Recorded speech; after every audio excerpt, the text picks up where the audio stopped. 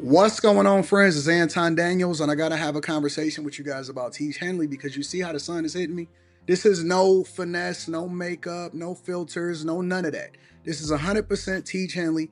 I use it in the morning as soon as I get up, right after I pray and brush my teeth, jump in the shower, and I'm hitting the streets because you never get a second chance to make a first impression. So even though they're giving you 40% off your first order, 20% off for life, even though you may get a free gift, forget all that, right? Because we would do this even if it was full price because it's worth that much. I'm in the streets, I'm kicking it with people when I see Dusties everywhere. You don't want to be them. You want to separate yourself. And the way that you separate yourself is self care. Ladies get it for the fellas. Fellas don't wait for the ladies to get it for you. I'm about to hit the streets right now and I'm feeling confident. I'm feeling great. I mean, I already got confidence, but to have that extra boost of confidence, knowing that you've taken care of yourself and you set yourself apart from all of the rest of the sheep that's walking around making bad decisions on a daily basis. And it's reflected in their actions. It's reflected in the products that they use. It's reflected in the people that they follow.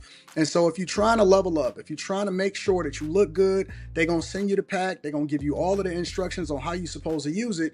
Then make sure you get your Teach Henley. Again, 40% off your first order, 20% off for life. Get your free gift. Make sure you tap in with your boy Anton Daniels because Unc is never going to lead you wrong. I would never have you use a product that I don't use myself. Again, they've been rocking with me for a long time. Make sure you get your Teach Henley. I love you. I appreciate you. I'm going to holler at you guys later.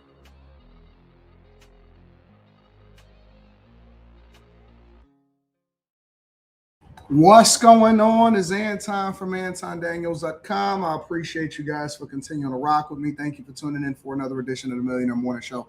I'm your host, Anton Daniels.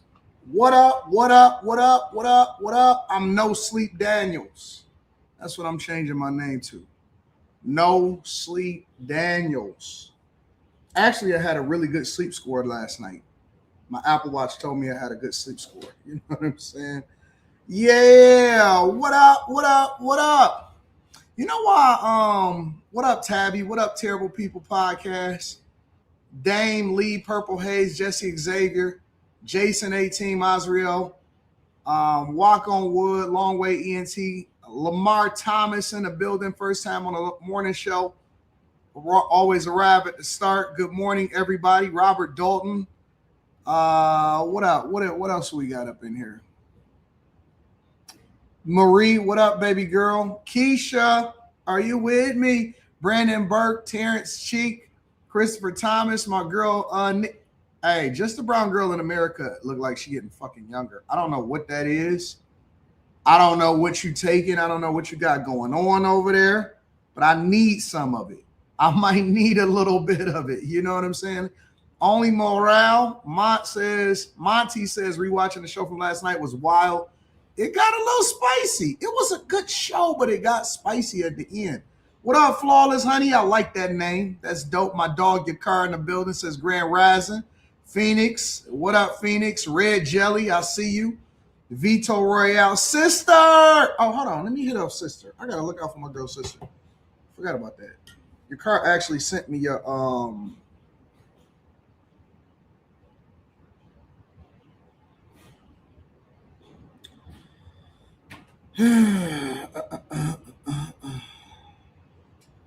I'm glad you reminded me of that. Let's see what we can do about that. I would be having 1,000 things going on at the same time. You know what I'm saying?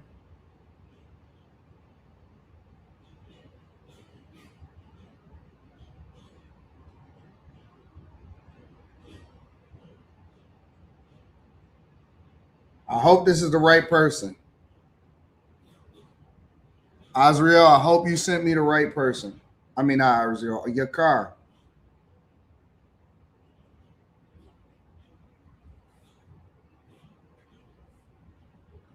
Your car, I hope you sent me the right person. Let me double check just to make sure.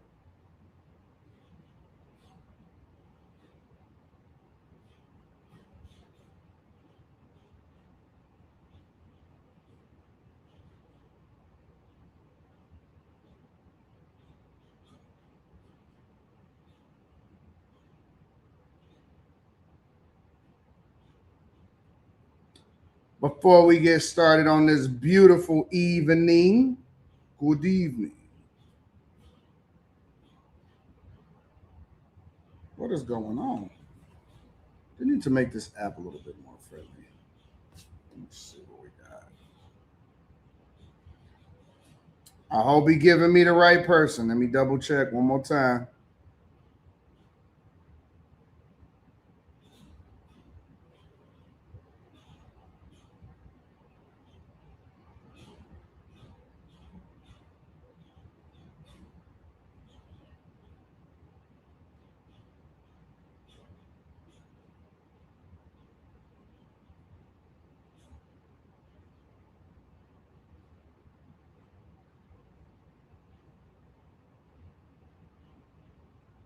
Let me know you got that.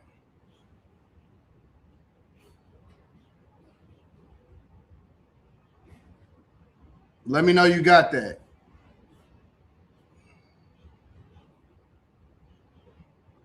Definitely joining the Bag Chasers. Shout out to you. Sister, let me know. Confirm. Confirm.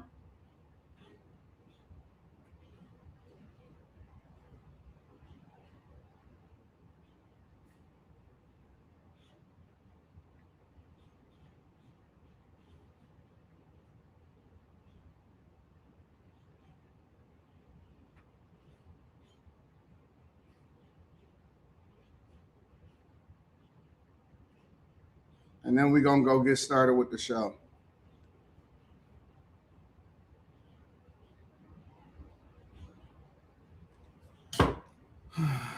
Confirm. I confirm. Happy birthday to my people. Listen, I love you. I did not forget about you. I just be having 1,000 things going on at the same time. So that is for you, baby girl. Happy birthday. I love you. I appreciate you. And I just thank you for being a part of what we got going on here and what we popping off here. So still happy birthday to you. You deserve it. You are one of the sweetest people that I've ever interacted with in general. All right. So I love you, sister. We all love you.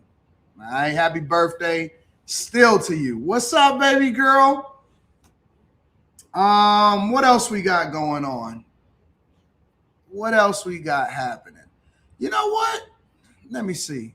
This is a great day. I have my first grandbaby, and I can't be shook today. I think I'll just go look at her all day today. You got a grandbaby? Oh, I don't believe it. I don't believe it. I don't believe it. What's up, Nick? Nick, just the brown girl in America. Let me say that. Just brown girl in America.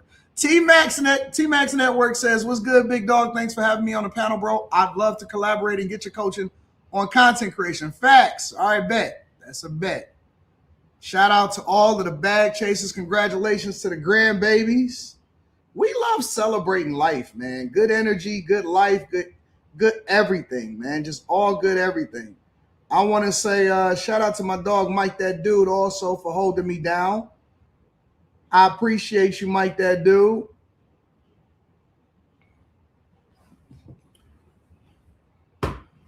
Congratulations, Mr. Brown Girl. Man, listen, let's just celebrate life for a minute.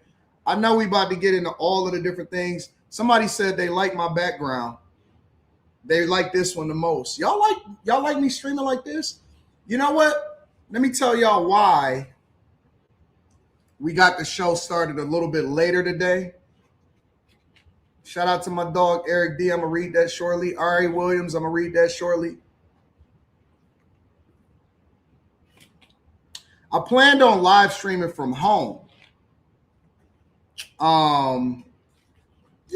Just because some days you just want to kind of get a little deep in the weeds of making sure that there's certain things you want to rearrange and all of that type of stuff. And I got my people there. And I was planning on live streaming from home this morning. And then I got a notification, and they said that they was going to be doing a fire alarm. So they said they was going to be doing a fire alarm at 12 p.m. Eastern. And I'm like, oh, shit. So whereas I was going to start it at like 10:20, 10:25, I had to push it back to 11 because I had to make sure that I came into the studio so that I could stream in the studio so that their fire alarm wouldn't affect what we got going on as far as a live stream. So I had to push it back in order to do that. So number one, let me apologize for having to push it back because fire alarms. at the place. All right. So that's number one. But number two, let me say this. As a person that works relentlessly, I mean, I don't take no days off. I don't remember the last time that I actually took a day off. You remember that happened to Vito Rap? We can't have that fire alarm. I don't remember the last time that I actually took a day off. And I don't want a day off. I'm cool with not taking a day off because I'm not interested in having a day off. This is what we do. You know why people like Myron Gaines and stuff like that? You know why I relate to people like that and why we connect so well and why we do so well together? It's because Myron has a work ethic that's second to none.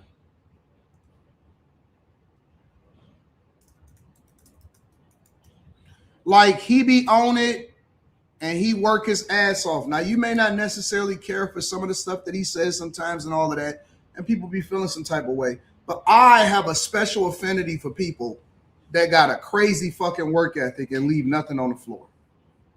You got to have a certain screw loose almost for you to have that type of work ethic.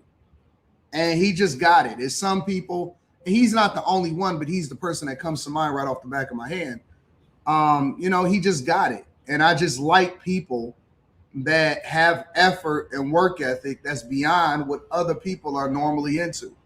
You know what I'm saying? When I go to sleep at night, I'm like, man, I left it all on the floor. When I wake up in the morning, the first thing I think about is, man, did I oversleep? Because I got to leave it all on the floor.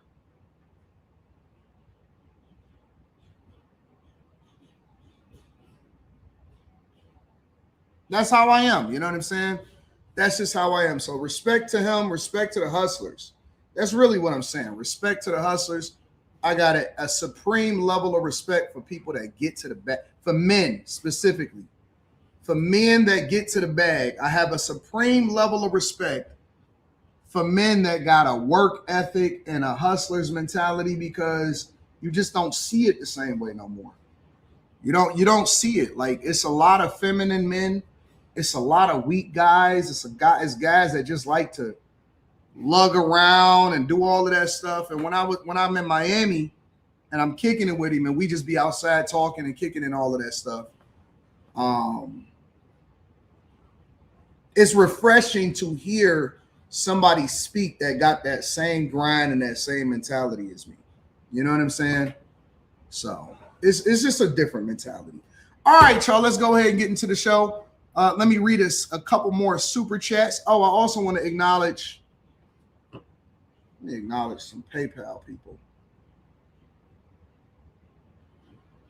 Oh, and to my Room 9 family. Shout out to my Room 9 family. We got y'all plaques for Room 9 coming soon. So I'm watching the shipping information. Within the next few days, I should have y'all plaques. Got to get the plaques for the team. So it took me a minute to get everything together, but I got y'all plaques on the way. And I don't want to do nothing without my people. All right? So I got y'all plaques coming that's on the way, and we gonna celebrate together. Probably Tuesday. Tuesday or sometime next week, we're going to definitely celebrate together. So shout out to the people. Shout out to the team. Shout out to everybody that's in the building. All right, y'all. Y'all ready to get started with the show? Listen, if you like this background, if you like what's going on here, don't get used to it, because we definitely going to be moving away. We're going to get back into the studio after all of that. All right? Y'all spanking the like button too? Y'all ain't spanked the like button yet? That's all right. Eric D says, the show last night was great. I especially like when you cut in and discuss the sensitive topic of sexual assault. You were in the zone last night. Thank you, my friend. I appreciate that. I try to weave in and out, allowing for other people to be able to get their thoughts off. What's up, Ari? Says morning to the bag chasers and Anton. Thank you, Ari, and I appreciate everybody that's a part of the Patreon. Shout out to my girl, Ari Williams. Yeah, what up, Ari? Zeno Lift X says, good morning, AD and the Chaser. Speaking of work ethic, I've been preparing for my second show next month. I do need a coaching call session concerning business. Bet. Bet. I hope you sent me an email because I'm catching all the emails. I ain't even thinking about what Rita talking about. I ain't thinking about nothing she's saying. Manny Plays PC says, I got a birthday coming up in November. Just saying. In November? November? Man, listen, I'm still trying to figure out if I'm getting out of town this weekend.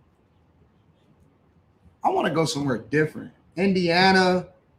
I've been talking about Texas, San Antonio a lot. St. Louis. What's a flight to St. Louis like?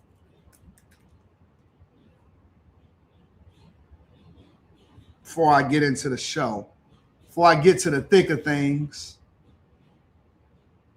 Share screen.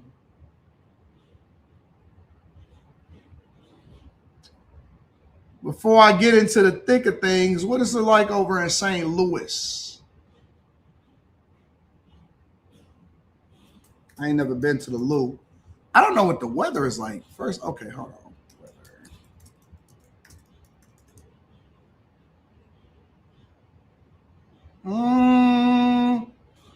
It's a little sketchy. I see snow in the forecast.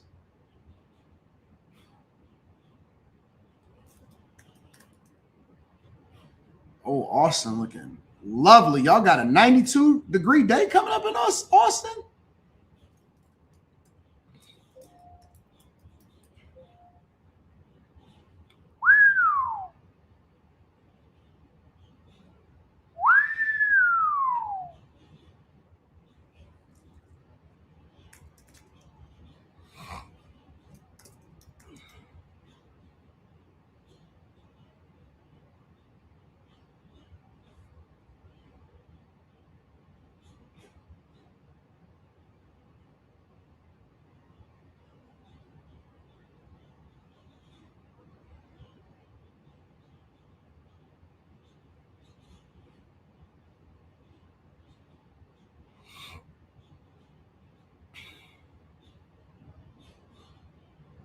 Hour 47 minutes.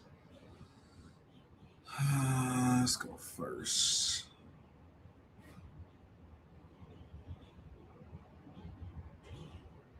Get over there for a day or two, see what's happening. And then head over there to that 92 day. Let's go multi-city. St. Louis to San Ann.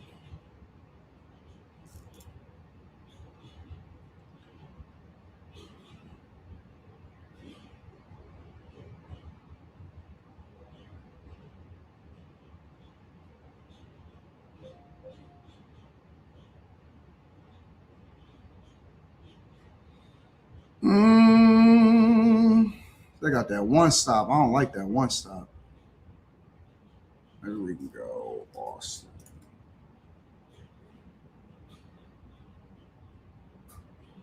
Still got that one stop. That's a no-go. That's a no-go for that one stop. All right. Fuck it. We just gonna figure it out later. I need to go on a world tour. I need to go on a world tour. All right, y'all. The first thing that you in San Antonio, AJ Wise? Do I need to do a lunch? South by Southwest this weekend is in Austin? Oh no.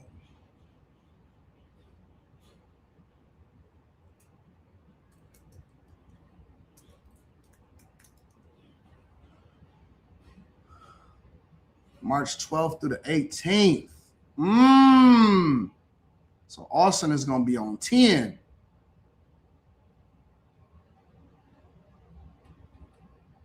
Through the 18th. Oh, so it's right now. Starting today. All right, so let's flip that. Flights.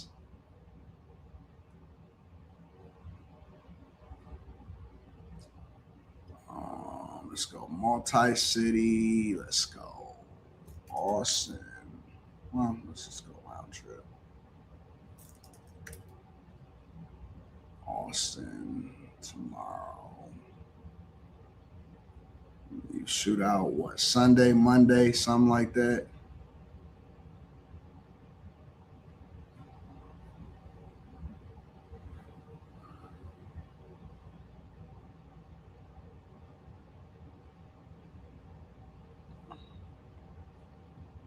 They got a non-stop joint from 4 to 6.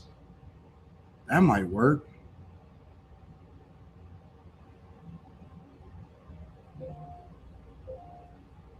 That might work. That might work. We might figure that out. All right. All right. Let me see what's happening in Austin. See what y'all talking about. All right. Anyways, let me read a couple of more super chats. Well, we'll read the super chats after this first segment. So the first thing that I wanted to share with you guys is this. All right. Somebody sent this to me in my email. I planned on doing a reaction to it on the Anton Daniels channel. But I want to get y'all thoughts on this because this is some of the stuff that I like to avoid. I'm not grabbing it. It's going to fly if you don't grab it. What's that? It's going to stay on that thing. It felt threatened. The flight attendants. Because I told him to get out of my way? Yes. The fuck is felt threatened about that? I feel They threatened standing right there, now. I'm trying to get to my seat. What feel threatened about that? You're behaving. Nobody's fast on. We need you off the What's the threat about that? Fuck no. Tell Jimmy to call me, man. Get back here, bud. Do you need coffee? Reimburse me for my shit, too. You looking for Get right here. Look, it's a threat because I told you to get out of my way. That's a threat. Can you go on Move my car? fast on. Waste some motherfucking time. I got somewhere to be. I should waste everybody's time. You get it? Since motherfucking waste my time. I ain't threatening nobody. I said get out of my way. What the fuck is a threat about that? What's the threat about that? Get out of my way? Ain't no motherfucking threat. You know what a threat is? Shit goofy as hell. Get my shit, man.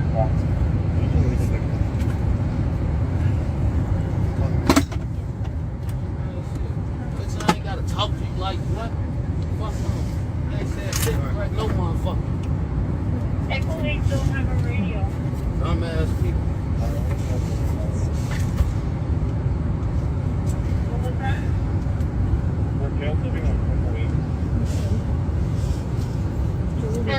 Police at now. Disregard for Echo 8, Hey, but little we man, don't stand have a down. speaker for My that. kids, stand down. What the fuck is you talking about? Look like you want to do something, do it. Get it? Alright, man. Whenever I want to do something, I do it. Y'all know.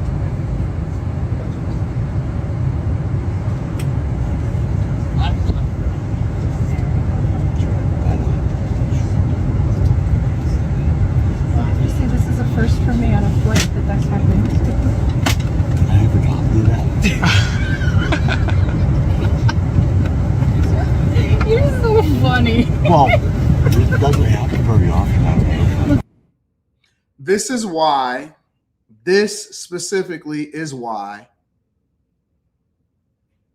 people look at and paint black people in a negative light. This is exactly the reason why. When I seen this morning, I was thoroughly disgusted. Thoroughly disgusted. Now, of course, we're going to have the boogaboos and the who's who defending this nonsense, because if you're a black person, then there's no reason in the world why you should be defending this. Now, again, I like to separate it and say there's a difference between black culture and black people, because the culture is the thing that we exalt and celebrate the most. When I see this type of nonsense and he's saying, do I look like I'm threatening you? Yeah, dog, that's a threat. It's a threat. Dom says it happens with white people too. That's a fact. And I do videos on white people too, but right now it's a video on this. And so there's a different type of way in which white people are aggressive and they do fucked up shit. And it's a different type of way in which black people are aggressive and they do fucked up shit. And in this instance, this so happens to be a black person. Number one, this is the reason why I don't fly Frontier and I don't fly Spirit. I don't have time, bro. I don't. I just genuinely don't. And I know that that's a stereotype of the airlines themselves, but I'm just telling you, until they change the stereotype, I don't see this on Delta flights. I don't see this on American Airlines. I don't see this on Emirates. I don't see this on any of the higher tier airlines. I just don't see it, bro. I am platinum medallion on Delta. That means I'm in the air all the time. Even when y'all don't see me, sometimes I do whole turnaround flights and y'all never even know I'm gone because I'm right back in the studio the next day. Sometimes I'm turn around, I'm in a space for about 3-4 hours, and then I'm back at the crib. I'm in the air all the time. All the time. I do not mess around when it comes to whether or not I'm going to get to my destination. Because see, that's the biggest thing is when this type of stuff happen, a lot of times they divert the flight and then they'll land it in the closest airport and get that motherfucker off of there, right? And then you go on the no-fly list. And somebody said it, Mike said it ain't nothing. Being on a no-fly list don't matter to people that's usually in the hood all day and they never plan on leaving their neighborhood. So they ain't tripping about it. But for the rest of us that actually wants to experience life and we got business to take care of outside of wherever it is that we at, we don't want to be on the no-fly list. We don't want to be on that. And as much as I'm in the air, I never ever deal with this nonsense at all. I never deal with this nonsense. This is why people spend the extra money. A lot of times people say, well, you get to and from the destination at the same point, but you want to avoid the bull. And this is applicable to your neighborhood. Do y'all know that this is one of the reasons why they started to have HOAs?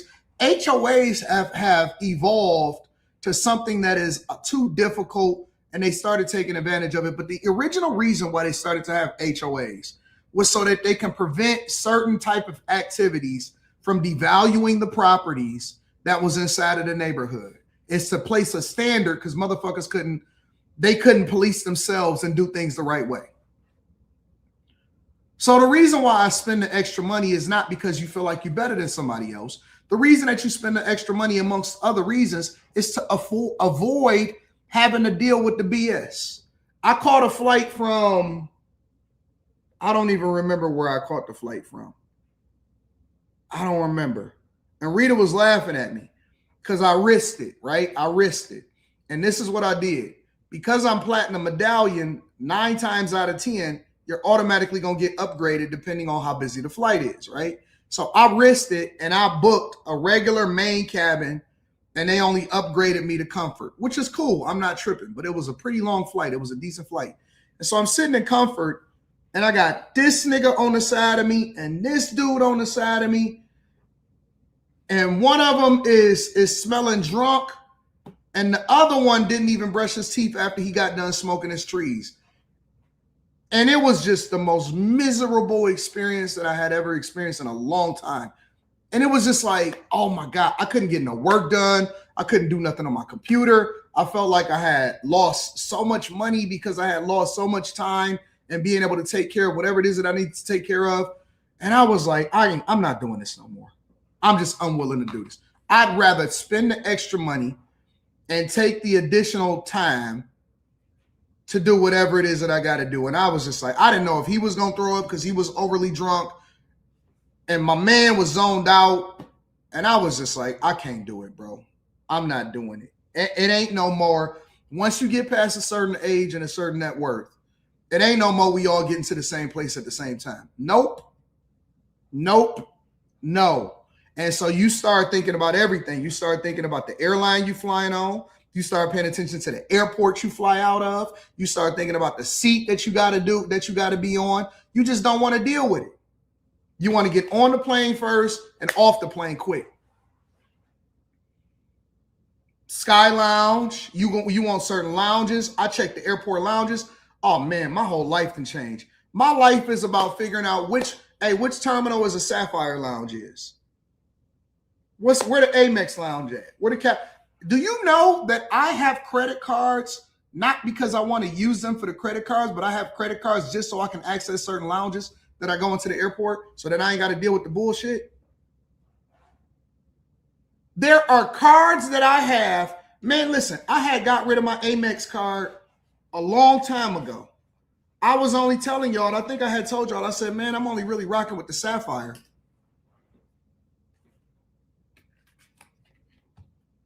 Got to get the Sapphire Reserve. You got to get that one. Got to get the Amex. Got to get the Delta Amex. You got to get this one. You know what I'm saying? I got cards, specific cards, just for the lounges because you just don't want to deal with the nonsense anymore. Honestly, it ain't about the card. It ain't about none of that type of stuff. It's about, okay, I don't want to be in here. I don't want to do this. I don't want to do certain things. I need to get the heck up out of here. And so I don't want to be a part of the culture. I don't give a fuck about the culture no more.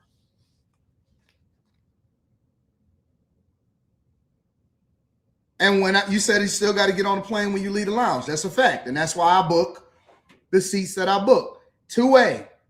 Same thing that sitting up in the two-way with my feet up. Fa Brown. I need the lounge. We was talking about it from a credit card perspective. Hey, are we overspending on credit cards and stuff like that? I fly a lot, bro. And in certain airports, they got certain lounges or whatever. And I gotta have a lounge, man. I have to have the lounge. It's the lounge, man. That's what we paying. That's what we paying for. You start paying for modern conveniences, bro.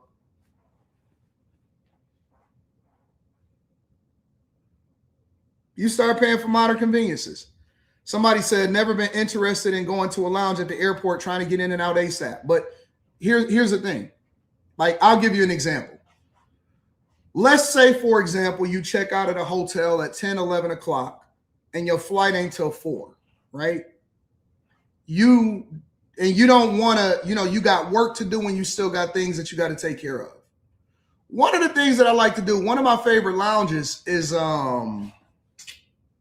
it Los Angeles? Was it Vegas? They have booths. They got workstations where it's like a silent workstation and you can go in there and you can record videos. You get the fast Wi-Fi, all of that stuff, bro. Like you can be in there for 2 or 3 hours cooking up, doing videos, prepping for the show that you're going to have to do when you get back to wherever it is that you got to go back to. It's more than just, I want to get back and forth. You are paying for your money is going to be held up. Your money is going to be held. Bro, I'm telling you. I'm just telling you, man.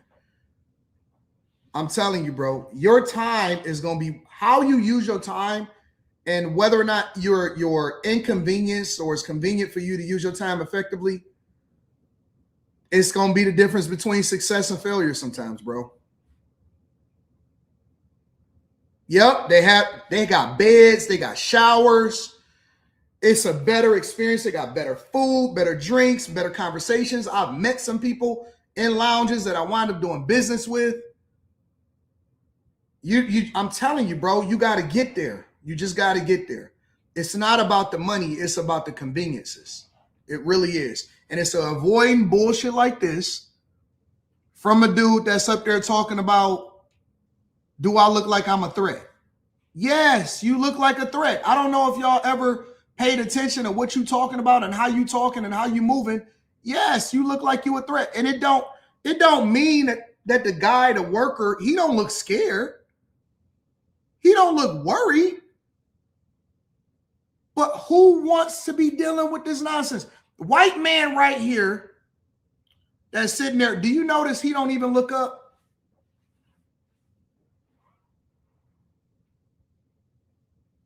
This is what they do.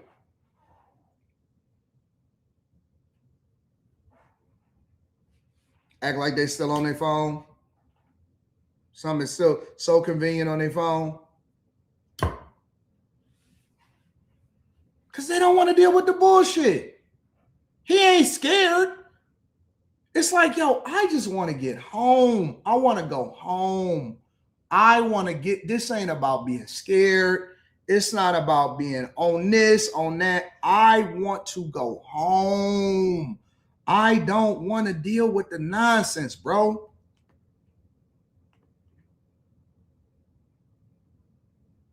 And I'm going to keep it 100 with you. All of this tough talking shit, most people, first of all, in real life, even outside of the plane, everybody not scared of you. It don't matter how many muscles you got. It don't matter none of that shit. Everybody is strapped in America. And I don't know nobody that can punch through a bullet. And that's why you got to be careful. Even when you're dealing with little Sosa over here, this little man, in regular life, you might run up on this dude. You ain't never seen him before. And he just looking at you like, man, I hope this guy go away because I don't want to have to defend myself and stand my ground. You know what I'm saying? Like, everybody not going for that shit. Everybody not dealing with it the same way that you deal with it. Little man over here, bro. We just got to stop, bro. This tough shit, all of this junk, all of this running up on people in real life and threatening them and all of this stuff, it's just an inconvenience, man. It's ghetto. It's inconvenient. It make everybody look bad. And it reinforces a stereotype because stereotypes are earned. They're not given. Stereotypes are earned. They're not given. Everybody not afraid of you, bro. Everybody don't look at you and be like,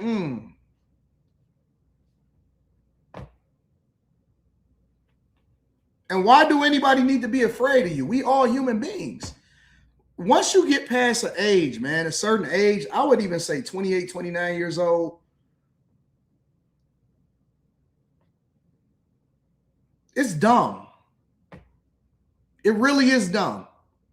It's dumb. We should be partying. We should be trying to get going.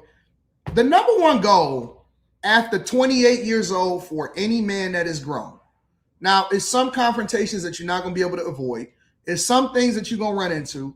You might have to protect yourself. You might have to stand up for yourself. Cool. But the goal, the number one goal past 28, 27 years old for any man should be to run up a bag, make sure they people is taken care of, and go and have a ton of fun, whatever that look like.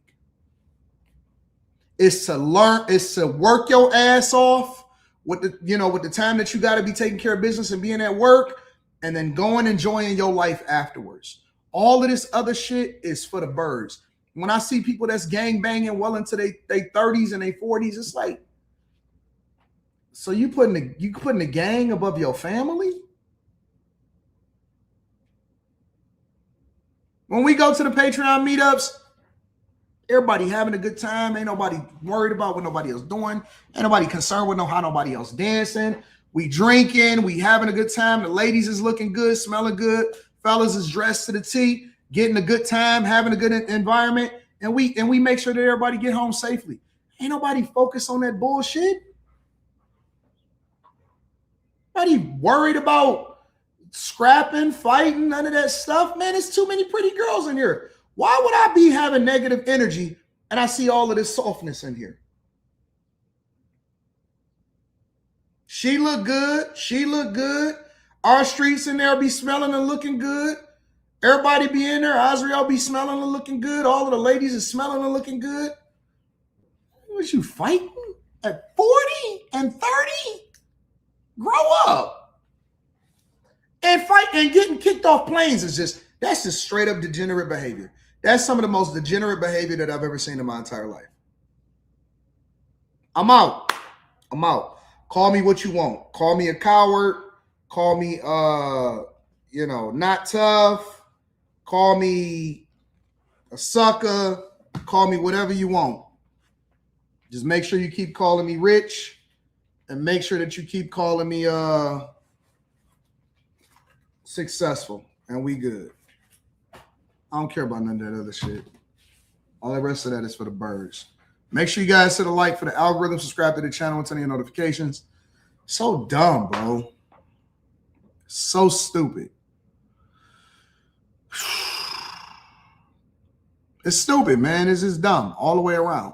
You're trying to catch flights, not feelings. Coach Chris says, 80, I need a good book to read. What you got? Let me look around my studio.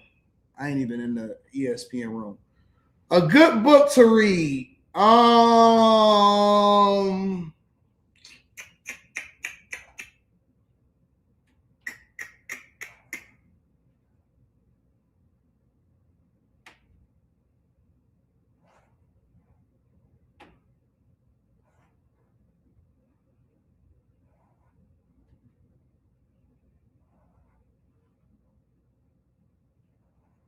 Candace Owens Blackout.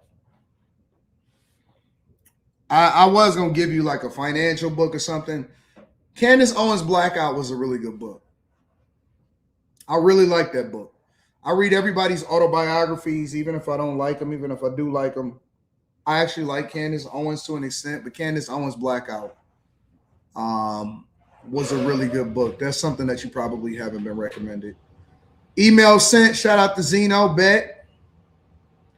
Coach Chris says, 80, I struggle with people that call out who work from home. How do you handle that? Help, brother. I wouldn't care. I wouldn't care. I wouldn't give a fuck about what nobody else do. I'm in there to make money. I'm in there to look good. I'm in there to make myself look good. I'm focused on running up a bag. I don't care about what nobody else is doing. I could care less about nobody. Honestly, I'm keeping it 100 with you. When I was in corporate America, I did not care what nobody else did. I was 100% in my own team, Anton. Tabby Thompson says, Anton, my favorite. Haven't put nothing in the tithing plate in a while. Girl, you just being here is enough.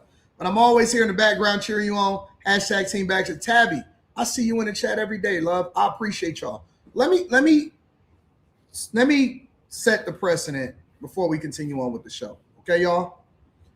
I am not expecting anything from anybody. I don't tell y'all to hit the Cash App. I don't tell y'all to hit the Super Chats, none of that stuff. I want to remind y'all, I love y'all, and I'm appreciating y'all just being here either way.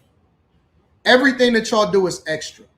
And I'm super appreciative, and that's why I like to acknowledge every single person, and I like to integrate the chat in what it is that I do.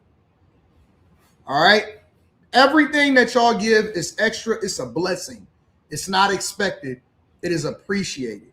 So do not, nobody in this chat, nobody that's here, ever feel any pressure to join the live stream and engage with the chat. If you never give a dime, you being here is more than enough, and I appreciate you. I super appreciate you. All right? So don't ever feel pressure or like, yo, I want to contribute to the platform. I'm blessed. I'm super, super, super blessed. I appreciate the fact that y'all love what we do here. And I'm always going to acknowledge it, but I never expect it. And I'm always going to read every single super chat, no matter what it is. If it's 99 cents, whatever, I'm going to always acknowledge y'all. And I love the fact that y'all here. So, Tabby, I do appreciate you, baby girl. Thank you, thank you, thank you. Let me see. Coach Chris says, 80, I struggle with people who call out when they work from home. Help a brother out. How would you manage that? Write them up if you're their superior. If you're their colleague, then don't give a fuck. You keep doing your job and let somebody else worry about that. That's in charge. I do not care about what nobody else got going on. Q, the executive MLE says, we need another Patreon meetup soon. What up, though? Oh, we working on it. We're definitely working on it. Had to let some stuff die down with the comedian, but we own it. We own it. Coach Chris says, 80, give me your difference between black issues and black fatigue. Sometimes when I hear you speak on them, they run together. They do run together. Some of the very issues within the community is the precursor to why people are getting black fatigue. Black fatigue is being sick of the bullshit that we see specifically from the culture. I adore you too. They definitely coincide. Shout out to my dog. The BTSI show says, not the hill to die on, especially on a plane. The last thing you want to do is get into a beef with somebody on a plane. Kev, what up? Kev says, do you see Tommy Hearns' kids has been stealing his money, keeping him away from the family? Nobody knows where he is. I sent it to your email. Yeah, I plan on covering that today.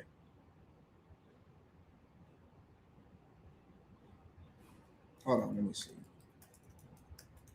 Before we get into this whole Israel thing, Israel-Iran thing.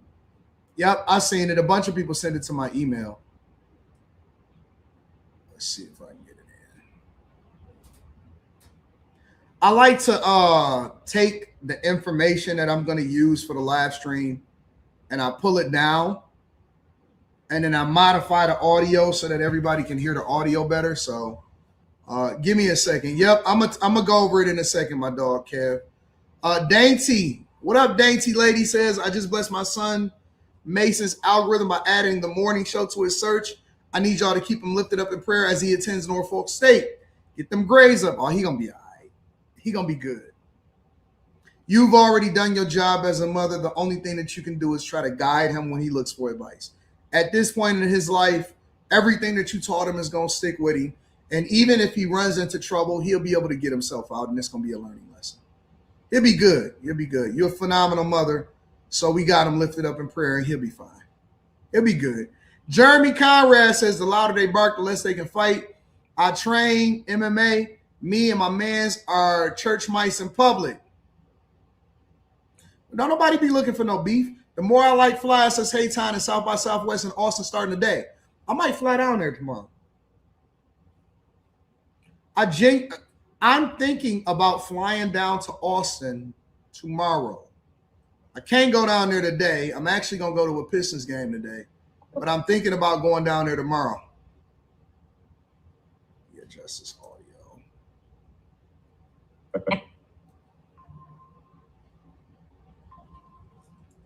Tommy Hearns. Who down there in Austin? Who down in Austin?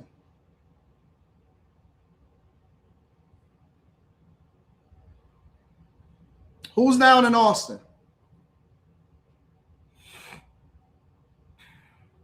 Oh, shit. It is 313 day tomorrow, ain't it?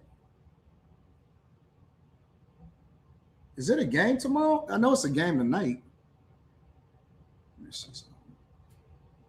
Maybe I'll go down there on Saturday then.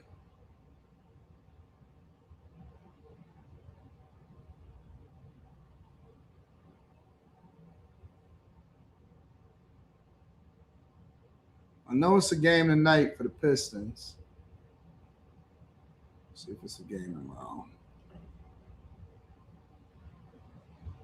It is a game tomorrow. It's a game today and it's a game tomorrow.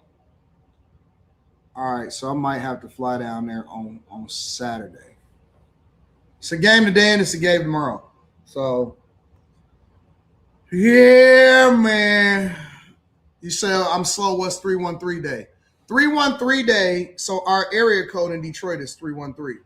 So we celebrate the city 313 on March 13th every single year. So it's a lot of stuff that be here.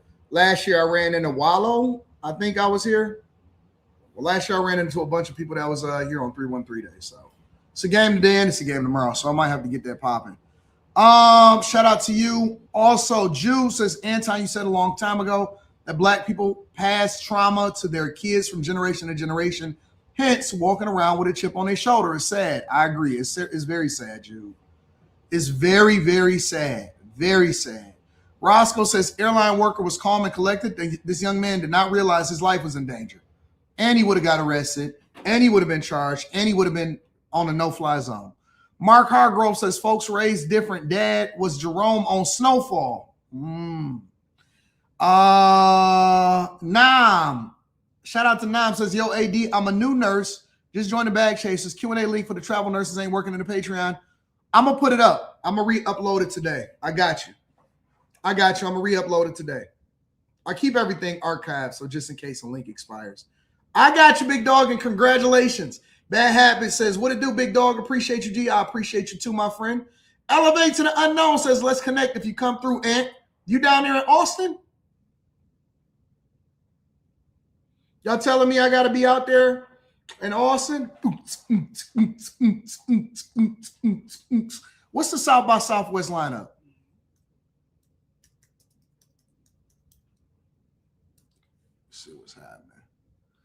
Big X the plug.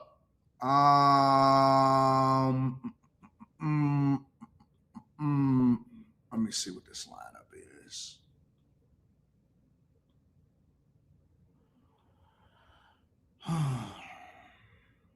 I love being unemployed.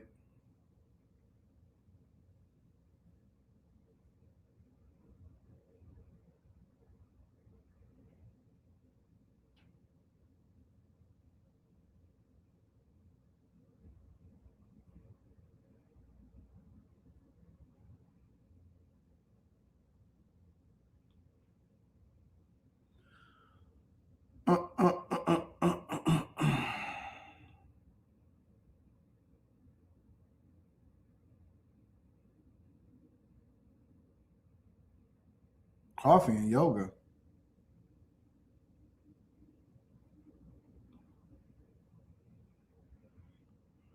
March 12th. I don't care about March 12th. Or 13th, because I'm not going to be there on the 13th.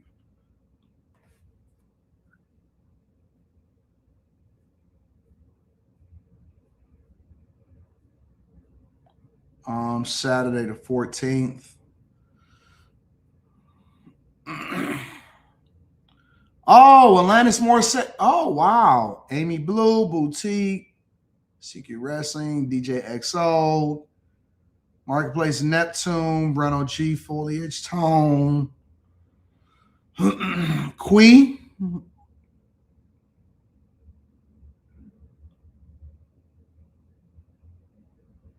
Spoonbenders.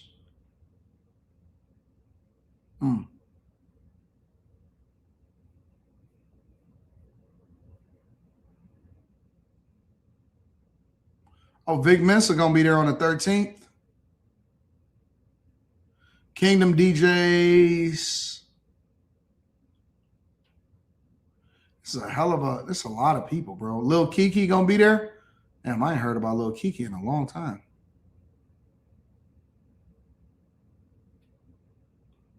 15th, 16th. Okay, all right. So maybe we'll shoot down there on Saturday and stay for Sunday or something. I don't know. We'll see what's happening. We'll see what's happening. Anyways, again, make sure y'all hit like for the algorithm. You said South by Southwest kind of sucks now. I agree. But I don't think that you really go for the artist. I think you go for just like to be in the space. You know what I'm saying? I don't think you go for the artist. I think you go for the space. All right, y'all. Let me get into this Tommy Hearns situation real quick. And then we're going to head over into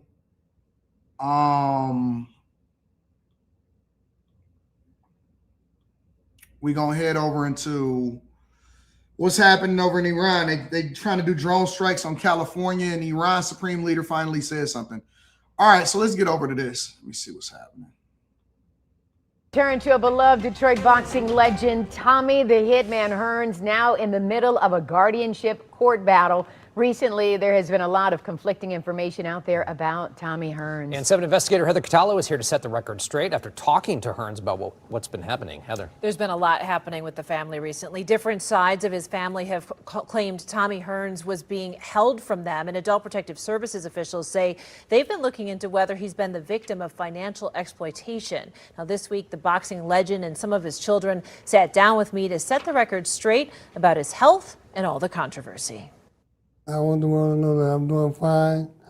I feel good. Thomas the Hitman Hearns wants the community to know he's safe. Thomas the Hitman Hearns! In recent weeks, some family members have claimed the champion boxer was being kept from them amid accusations of financial exploitation and even allegations by Adult Protective Services that some relatives had kidnapped the Hall of Famer. I just want things to just be calm and good and just move smoothly. Mr. Hearns is revered in this community for all he's done, for all he's given back to the community, to the city of Detroit, to the boxing world. Attorney Wolf Mueller represents Hearns' oldest son, Ronald. So my job with the conservator and the court is to make sure that nobody takes advantage of him, and he is treated with dignity and respect that he so richly deserves. Are you concerned that somebody or some people have been taking advantage of him? I think there is a lot of evidence that he's been taken advantage of recently. My dad's a great man, has a big heart, and for him to be going through this type of situation this time in his life is terrible. I am ordering you to tell me where Thomas Hearns is. Okay. So, tell me where he is. And that's why I would like to receive legal counsel to explain the situation. At an This guy right here that's in this video right here, he was on a video. It's this Detroit reporter that's been on several different newscasts and stuff like that. He actually did an interview with the son and Tommy Hearns.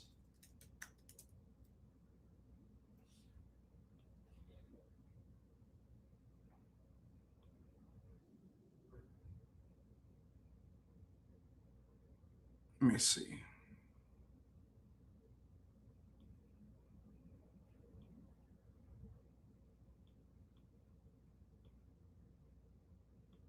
See you, champ. Hey, John. Junior, right? You go by Tom? Thomas. Thomas. All right. Champ, your sisters and your daughter got a hold of me. Worried about you. Obviously, you look good. You're eating. Everything well? Everything well, yeah. Okay. So I don't really get involved in people's lives unless they're asking. So I just want to, your house is gone. Sold. Taxman took it. Did you know that? Right. Did you know, it appears to me, champ, I think you were the victim of fraud on that house, if I can show you. And I think we can get money back for you. Mm-hmm. This was your mortgage in 2004. It's a home equity line. This is you paid off that mortgage in 2020. So you made all your payments. You own that home outright. Yeah. Can I, this is your signature, is it not, champ?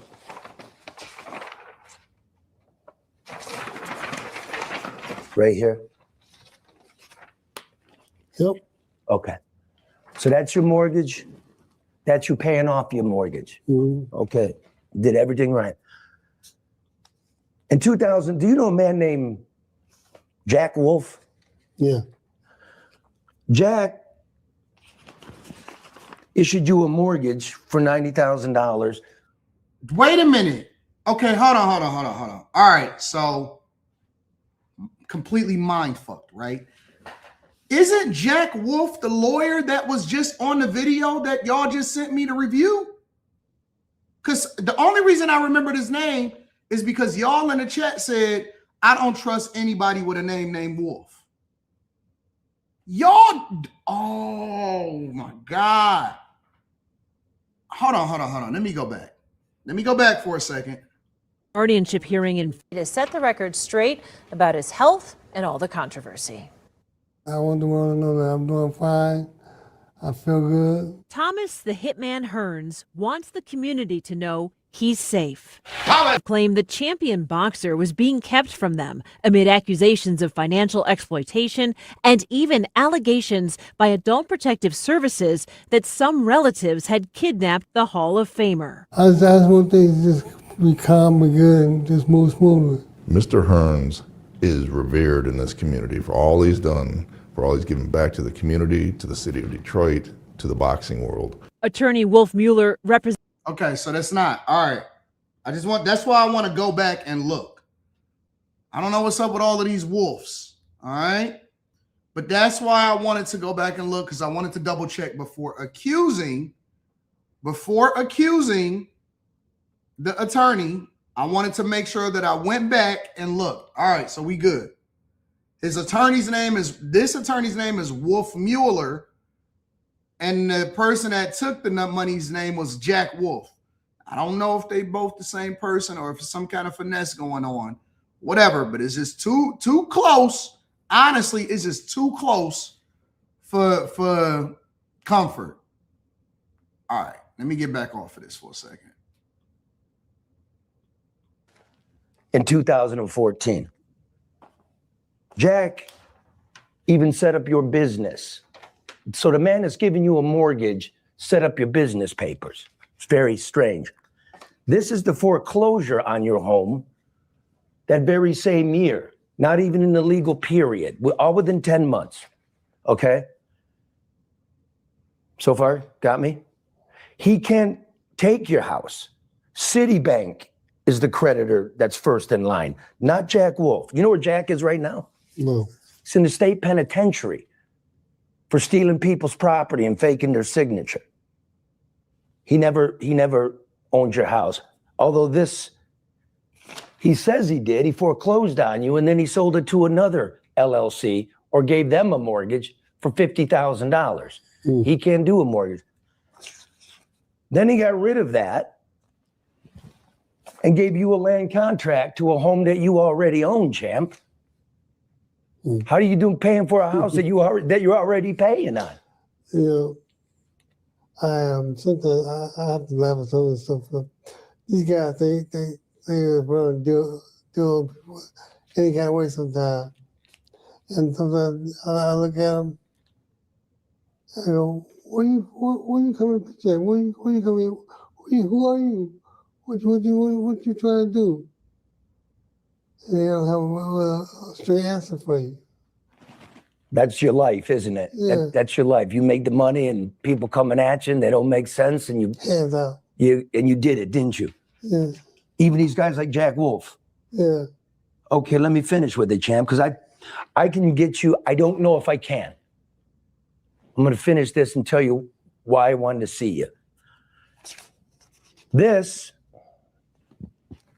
said, okay, Tommy Hearns will no longer be paying me on a land contract. Tommy Hearns will no longer pay me for a house that he's already paying another bank on. So he sets up his company, now gives your deed to another company, sir. That company is located in your basement. Then that company turned Thomas, they deeded a piece of your dad's house to you. Do you know anything about it? Yes. Can you explain it there? So, you know, because this is the foreclosure document. You owed $100,000 in taxes. They sold your house for $226,000. You're entitled, at least you were till the window closed, to $126,000, which is what you got paid for the first minute of that haggler fight. I want to help you get that, but what happened? The note was getting paid, then the taxes stopped. So that is a private family matter.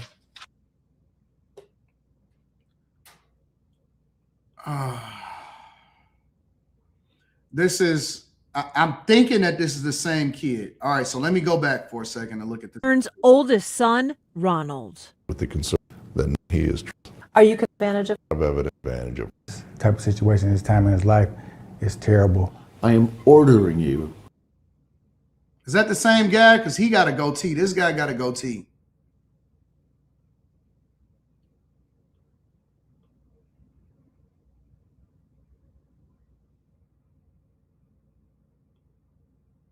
Me where Thomas Hearns I don't even is. know anymore. I have no clue, bro. I don't know what the fuck is going on no more. All I know is this. Y'all saying it's the same guy? This is all I know, bro. Couple different things. Okay, well, before I give my opinion on this, let me say this. Let me show y'all this. My parents was adamant that we could play basketball, soccer, whatever we wanted to play when we grew up. But the one thing that we couldn't do was we could not actually in any way, shape, or form play football because they didn't want our brains scrambled. and they didn't want us beat up as far as like becoming like how these old fighters are and these old fights. This is considered one of the greatest fights of all time. One of the greatest opening rounds, one of the greatest fights of all time is Hagler versus Tommy Hearns. They are straight up trying to kill each other. Now, our entertainment is their pain, right? So we look at this and we say, well, you know what? We mad at Floyd because he hit and he didn't get hit as much, right? We mad at some of the greatest boxers because they got out in time without having their brain scrambled. When I look at that, and then I go back and I look at this video, and Tommy Hearns is only 67 years old. 67 years old. Don't even know what the fuck is going on. Brain is scrambled. Always got to have a handler at 67. Speech is slurring. One of the most celebrated people always around Detroit, right? Now he got people taking advantage of him and he don't even know what's going on. Have basically taken advantage of and don't have a clue. You can't trust his family. You can't trust your own kids. You can't trust nobody to actually take care of you and make sure that you're in a great space.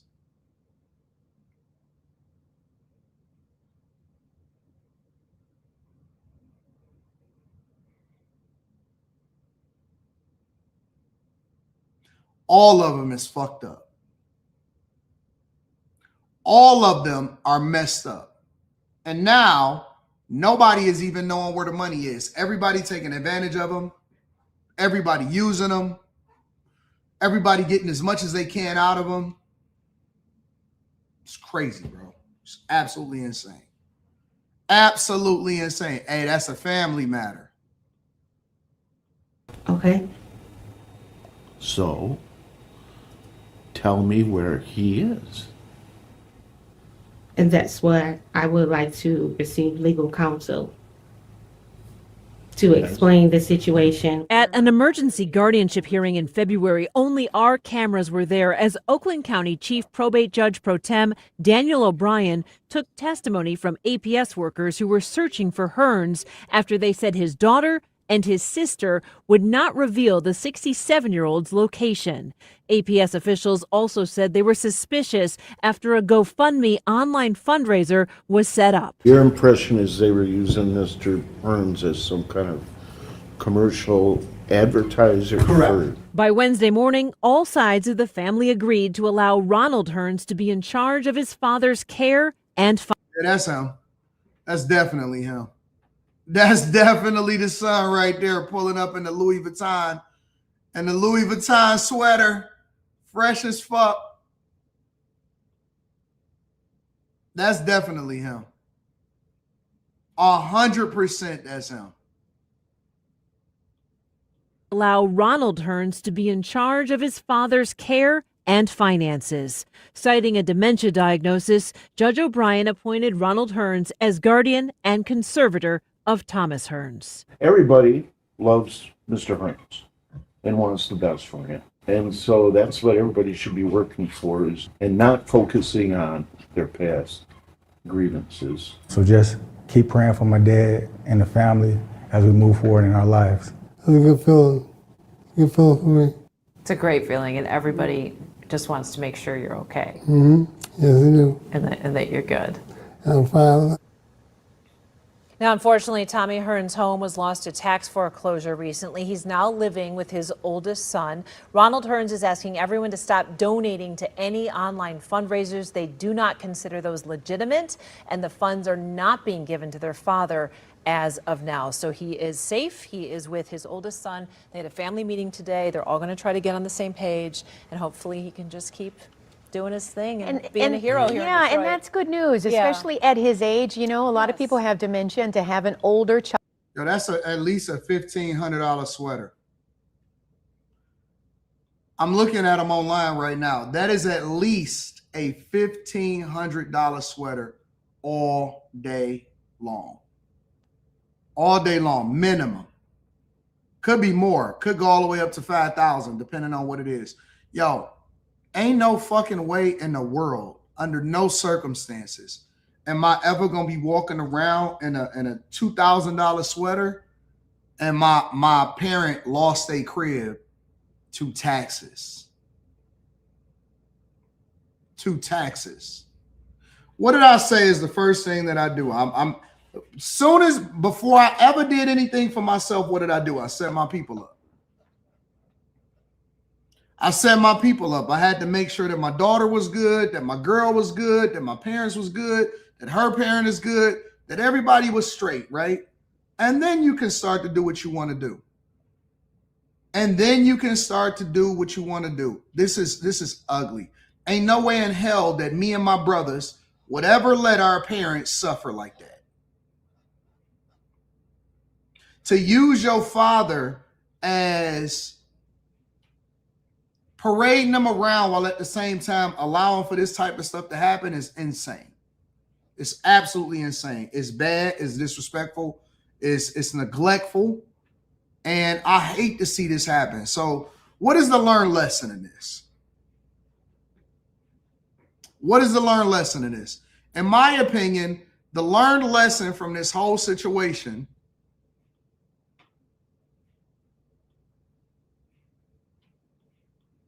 The company, SPMA LLC, is my company and his company. That's all you want to say about it? Correct. Okay, well, if you look here, champ, if you look at this sentence, you can get the extra after they take the bit of taxes out that you stop paying. There's $126,000 there, except the window closed. July. Says right on there.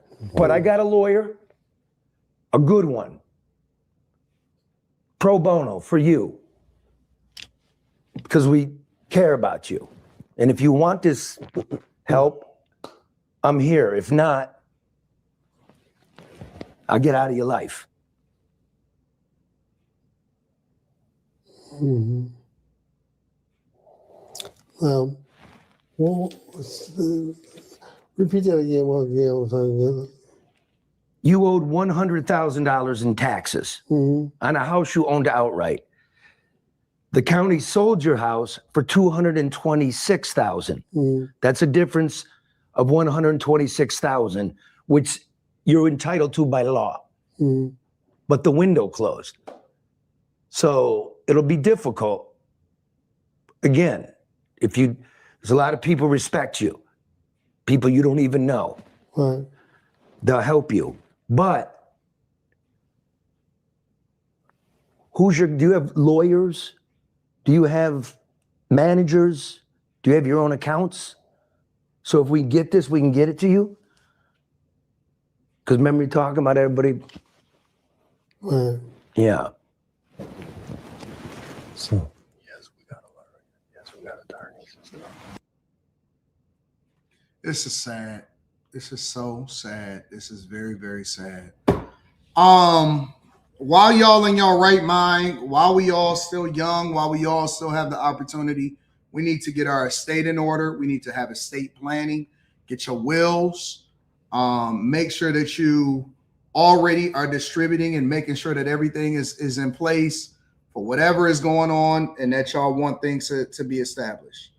The last thing you want is somebody taking advantage of you or somebody trying to finesse and make the most out of you because, you get incapacitated or you got dementia or people fighting over your estate and stuff. It's just sad, bro. It's just so sad. Shouldn't be happening. Shouldn't even be a thing. It's just bad. It's just absolutely bad.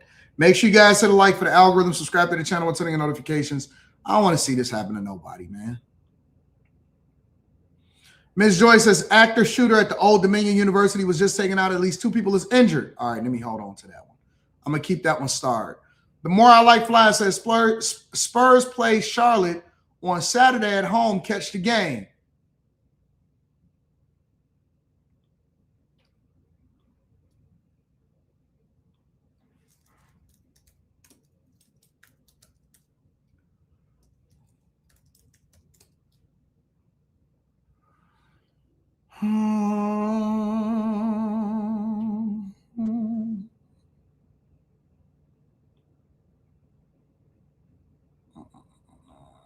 seats.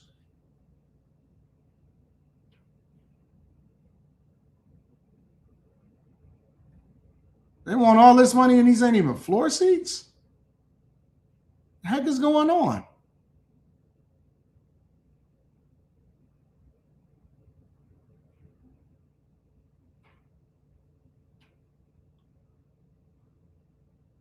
I don't see no tickets though.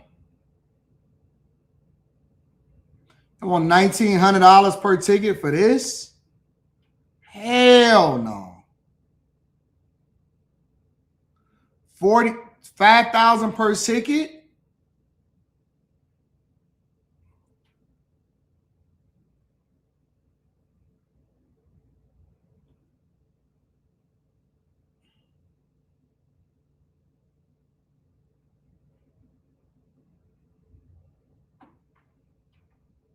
Y'all telling me this whole arena sold out?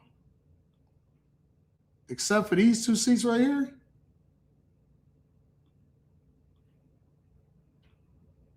Shit, no wonder they wanted to get Wemby. The whole arena is practically sold out. Good gosh.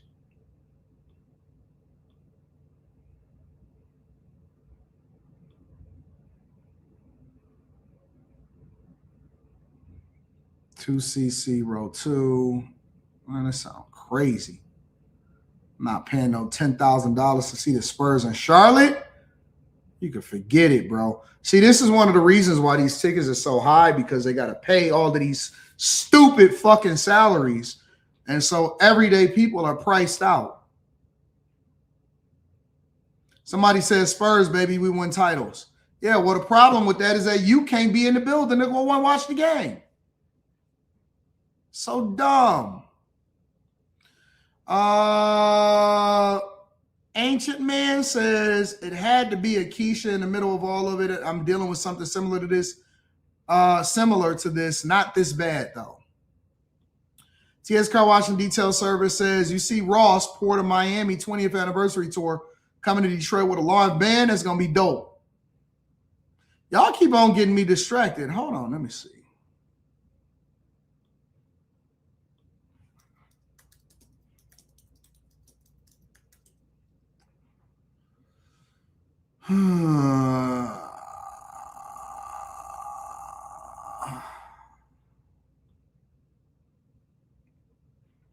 No, I don't want it in Florida.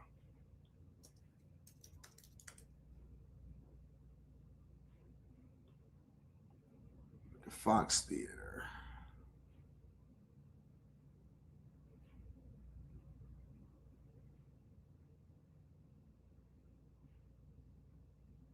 When do they go on sale? It's going to be in July. It's going to be madhouse in this bitch. Like, it's going to be out of control. It's going to be out of control in there. 100% it's going to be out of control. Might be something to go to, though. If I can't, man, see, if I can't get like an orchestra seat and like up there somewhere, you know what I'm saying? Like, if I can't get the seats where people is like the VIP types, I don't want to go, bro. TS Car Washing Detail Services, AD, why people family take advantage of them? Because of money. The love of money is the root of all evil. Hot Boy Lee says, did you hear about the CEO of a major freight brokerage, King of Freight, being arrested for a physical altercation with his stepson? Nah, send it to me. Send it to me. All right, I'm going to get to the Old Dominion. Let me see what's happening at Old Dominion shooting. This is kind of y'all show. Y'all bullying me.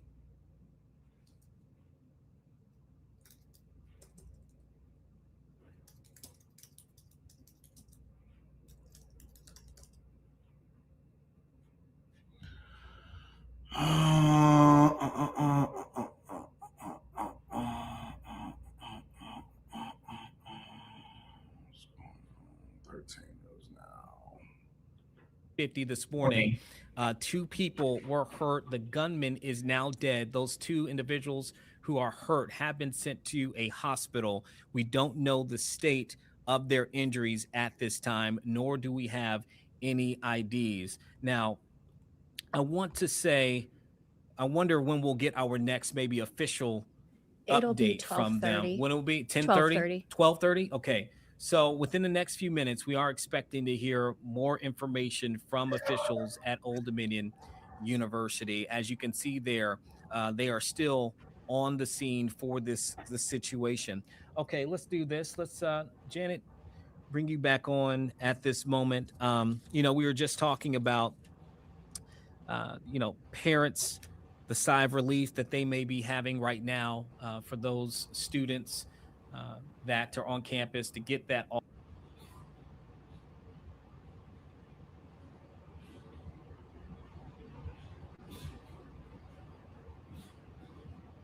Active shooter, Old Dominion, 21, 2 shot dead.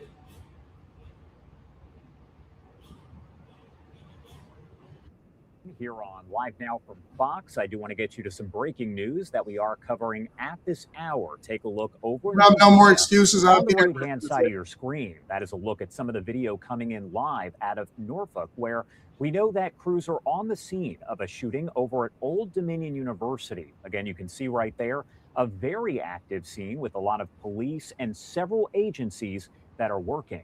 What I'm going to do here is pop this up on your screen. Again, a live look at this hour as we go over the latest information that we have received here.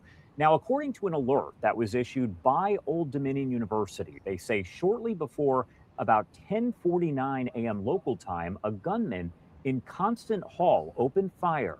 Now, they say 2 people were injured. Old Dominion University police, Norfolk police, and emergency personnel responded right away. They add the gunman is now deceased and the injured were taken to a local hospital. It's not quite clear just yet the severity of the injuries, but we are working to gather much more information about that. Now, the alert itself also says that Old Dominion University has canceled classes and operations on the main campus for the remainder of the day. Please avoid the area in and around Constant Hall where emergency personnel continue to work. Next update, they say, will be provided around 12:15 p.m. Eastern time. Not quite clear at this point if we can expect a news conference or anything of that nature. But again, we do know as of right now that 2 people have been injured in that shooting after a gunman opened fire inside Constant Hall there at Old Dominion University. And the gunman, according to police, is deceased. No information released about the victims as to who they are or the identity or even gender of the suspect. Let me tell you why I'm not making a big deal of this. I'm going to tell you why I'm not making a big deal of this whole Old Dominion shooting situation. Because until more information comes out that it was like a targeted shooting from some trans person or something like that, because really that's been the MO of every single shooter that's been happening at a church, a university, or something like that. Let me tell you why I'm not tripping too much about it right at this moment until I get more information, is because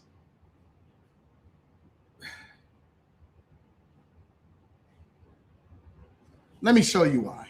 I'm going to show you why.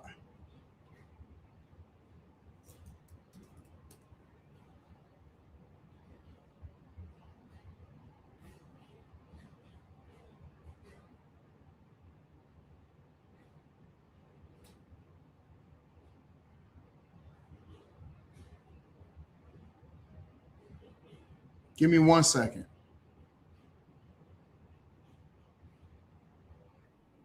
People, including a suspect, are dead after an early morning shooting in Berkeley Township. Let's get things right over to News 12 New Jersey's Jim Murdoch. He's been at the scene all day and joins us now with the latest this evening. Jim? Eric, just a lot of new information coming on about this triple homicide here. And bear with me as a lot of this information I am now seeing for the first time. We now have the names of the victims confirmed killed are 61-year-old Alan Russell, his wife, 60-year-old Michelle Russell, and their daughter, 38-year-old Deanna Stewart of Berkeley Township. The shooter has been identified as 37-year-old Vaughn Stewart of Maplewood. According to police, Vaughn entered the home and shot Mr. and Mrs. Russell.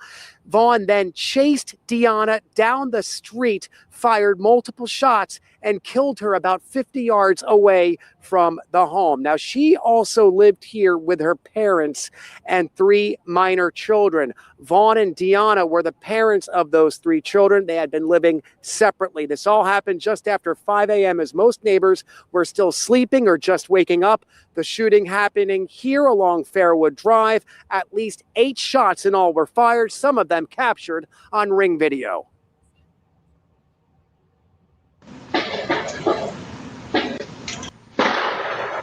Your victim's going to be at number 8 Fairwood Drive. That's not secure as well, so just stay where you're at. I heard pop, pop, pop, pop. Terrifying moments witnessed by neighbors, the response captured on Broadcastify. You're getting medics from Lakehurst. Within seconds, 3 lives gone, the shooter then ending his own. All you hear is bang, bang, bang, bang, bang. And I literally just grabbed my daughter and I was like, oh my gosh, what is going on? We were laying in bed and out of nowhere, there was just rapid, consistent echoing. Of course, we know it's gunfire now. Stunned neighbors trying to make sense of the early morning tragedy. Neighbors like Ashley, who moved here for the quiet. Your first instinct was to just put my body over my daughter and hold her because I didn't know where the gunshots were coming from. They were so loud. The Ocean County Prosecutor's Office confirmed 3 victims were fatally shot, and the shooter died at a local hospital of self-inflicted injuries. The scene remained secured throughout the day, with police telling people there were no threats to the public. I didn't know where it was coming from, if it was going to stop. All right. Give me a second. I'm gonna share some things with you. Custody, but are still trying to find the motive behind the deadly attack. Local 10 Samir Nefzi, live in Hialeah with more. Samir. And Louis, it took investigators about 8 hours to find that suspect and arrest him. Meanwhile, out here where that shooting took place, very residential area just outside of condominium complex. Residents telling us this was an awfully scary situation, considering the area also dubs as a bus stop. Our cameras rolling as detectives, along with crime scene investigators, carried several bags out of Dairon Rosas Delgado's apartment Wednesday. The 37-year-old pictured here in a previous mugshot just hours prior. Residents of the Palm West Gardens condominiums awoken to a barrage of gunfire around 6 this morning. In Spanish, this woman telling Local 10 she heard about 6 gunshots. It's terrifying. We are all overwhelmed and very, very worried. Hialeah police quickly arriving to the area following reports of a shooting locating a man's lifeless body found along West 56th Street near West 20th Avenue. When officers arrived, they did discover a deceased male, approximately about 50 years of age, on the sidewalk. We got outside, we saw the guy lie on the floor. Sky 10 hovering above the area marked Hialeah units outside of the crime scene along with SWAT. Searching for the shooter, later revealed to be Delgado, who took off following the fatal shooting. Right now, we believe that he must have fled in a vehicle.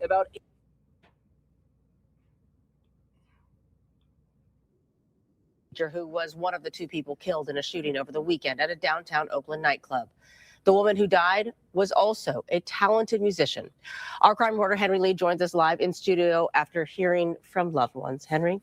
Claudine, they tell me that Letitia Bobo, or Tish as she was known, was a force of nature, a dedicated school teacher, and a gifted R&B singer. Not coping well at all. Amazing person. The last person that something like this should happen to. So Fala Mayfield's in mourning over the death of his friend, 33-year-old Letitia Bobo, a musician and school teacher who was one of 2 people killed in a shooting at a downtown Oakland nightclub. Mayfield's also angry. How do those guns get in there? That's my thought. How does that place be open at 4 in the morning? I've learned police believe 24-year-old Marquise Martin, seen here holding his 1-year-old daughter, and another man opened fire at each other at Easy's Lounge near 14th and Franklin at about 3:30 Saturday morning. Surveillance video posted to social media shows Martin on the ground. Before he died, sources say his AR-15 type rifle sprayed the crowd with gunfire, apparently killing Bobo and injuring 5 other people. Bobo was a talented R&B singer for whom Mayfield served as producer and songwriter. Now, what point am I trying to make here, guys? New Jersey, Florida, San Francisco in this instance. New Jersey, Florida, San Francisco. So how do we get to the point to where we care? This is back at Old Dominion. This is live footage of what is happening at Old Dominion. And so when I get a notification and it says, oh, okay, it's a shooting at Old Dominion, 2 dead, including the gunman or something like that, right? For me, it's a little bit different. And the reason that it's a little bit different for me is because every single day, I get no less than at least 20 videos / notifications of what is happening across the United States of America and what crime is taking place. San Francisco, New Jersey, Detroit, Chicago, New York, Los Angeles, Utah. I got something from somebody in Utah today, said it was a whole shootout with the police officers and stuff like this, right? So I don't jump. I don't jump when I see that it's something happening, because it's something happening every single day across the United States of America, 24 hours a day, 7 days a week. Something is popping off, somebody getting shot, somebody is getting killed, somebody getting chased down, getting ran in a home, drug deal going bad, argument on the street, just gunfire out inside of in a club, in a nightclub. How did they get the gun in? All of this stuff. I don't look at what happened at Old Dominion any more impactful as what I see happening over in New Jersey, or what I see happening over in San Francisco, or what I see happening over in Florida, right?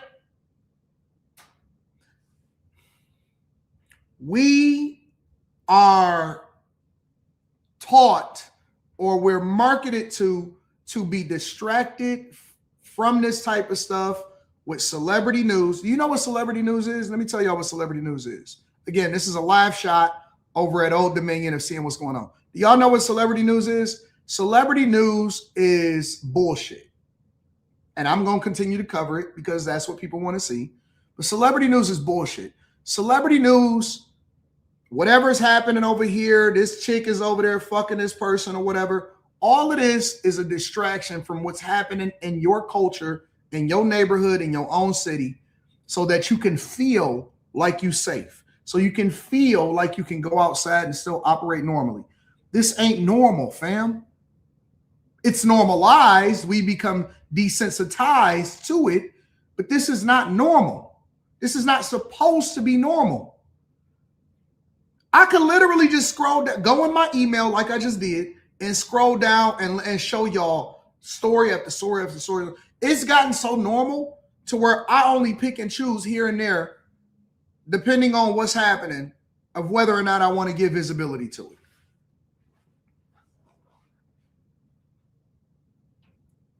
We distract ourselves with bullshit, or we just gloss over it when we see somebody die, somebody get killed, and we just keep it moving.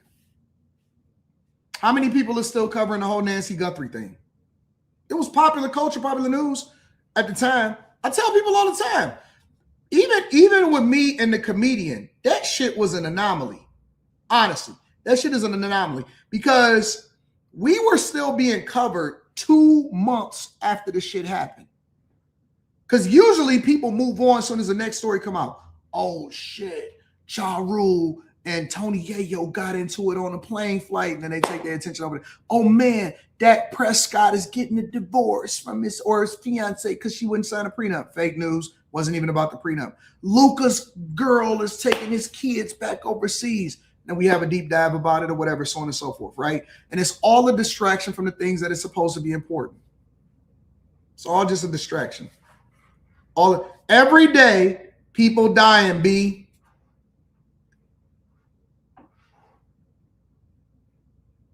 Every day, people. Somebody said, Anton, we don't live in a utopia.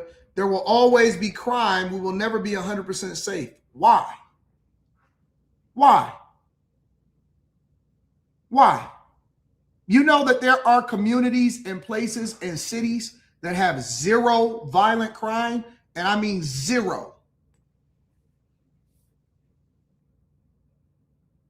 There are places in the United States of America that have zero violent crime.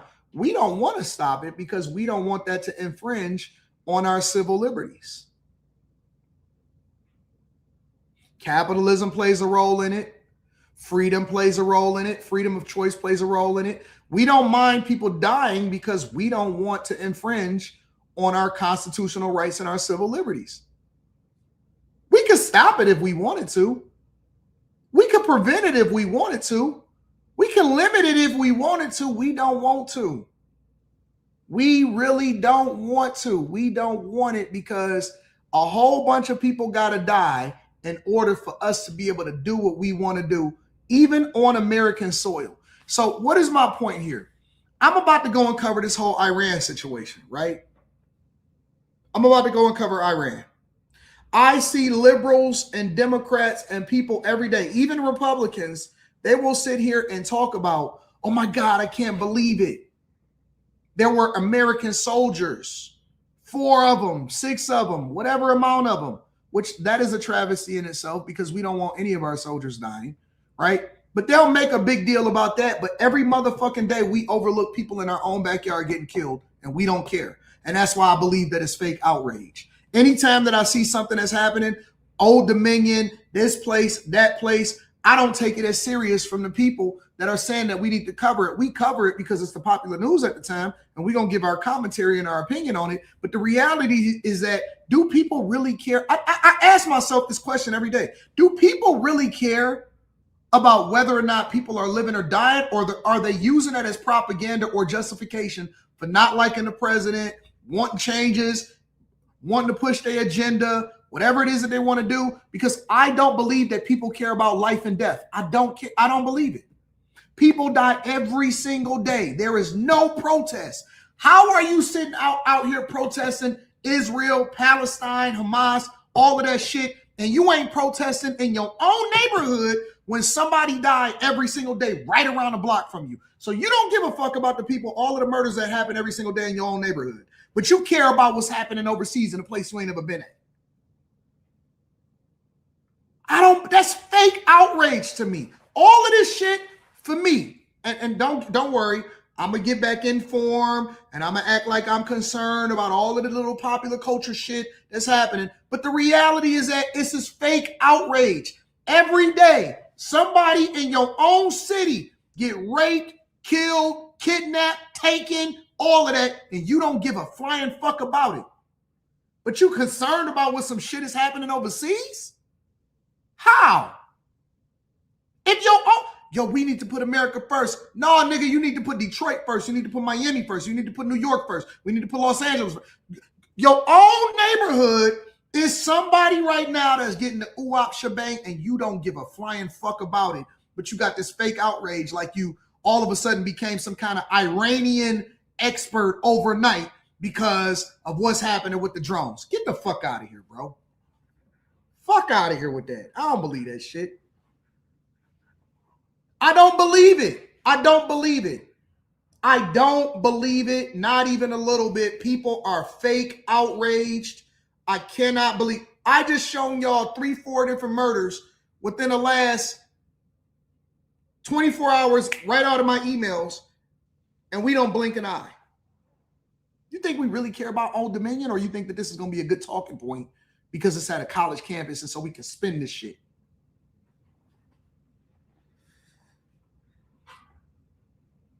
We don't care about stopping no violence. We don't care about it unless it happens to somebody that we know.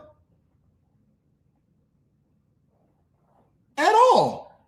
At all. At all.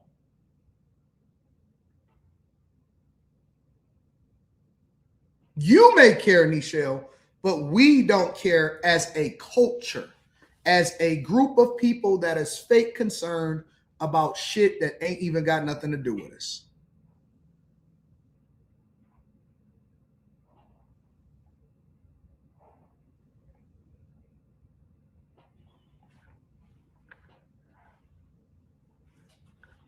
Somebody said, lead the charge, homie. I'm in my city. I'm participatory. See, if I go and I tell y'all all of the stuff that I do off camera in order to ensure that people got jobs, scholarships, opportunities, actually pouring into my community to prevent this shit from happening in the first place, then you're going to say, oh, you bragging. I'm out there making sure that I feed the people. I tab to the streets on a regular basis. I'm out here. And there's plenty of people out here with me. It's some people that's unheralded. There's some people that got some visibility and some people that don't got some visibility. I'm still in my city. I'm really in here, in the streets, doing what we do on a regular basis. If I say it, then you're going to say, oh, man, no, you're supposed to be quiet when you help other people. No. I know it's not a pushback, Rick. I'm just using this as a talking point to illustrate a point. We really care about it. That's why we never left the city. That's why we love Detroit. What I'm saying is, I'm just asking a question. Asking a question before we go over into this Iran situation. Do people really care? Do people really care about what's really happening outside, or is it fake outrage is all I'm saying. You know what they invested in? 50 Cent, T.I., it's T.I.'s son, spitting that fire, going back and forth. He shouldn't have went that tiny. Oh my God, they had 50 Cent's dead mom on the t-shirt, all of that shit, bro. That's all we give a fuck about. We don't care about this shit. In real life, the stuff that's meaningful ain't really meaningful. So I don't take it serious. I don't take it serious, man. The more you know, the more you're aware, the more you need a joint or a drink. The more you know, the more you're aware, the more you need a joint or a drink, bro.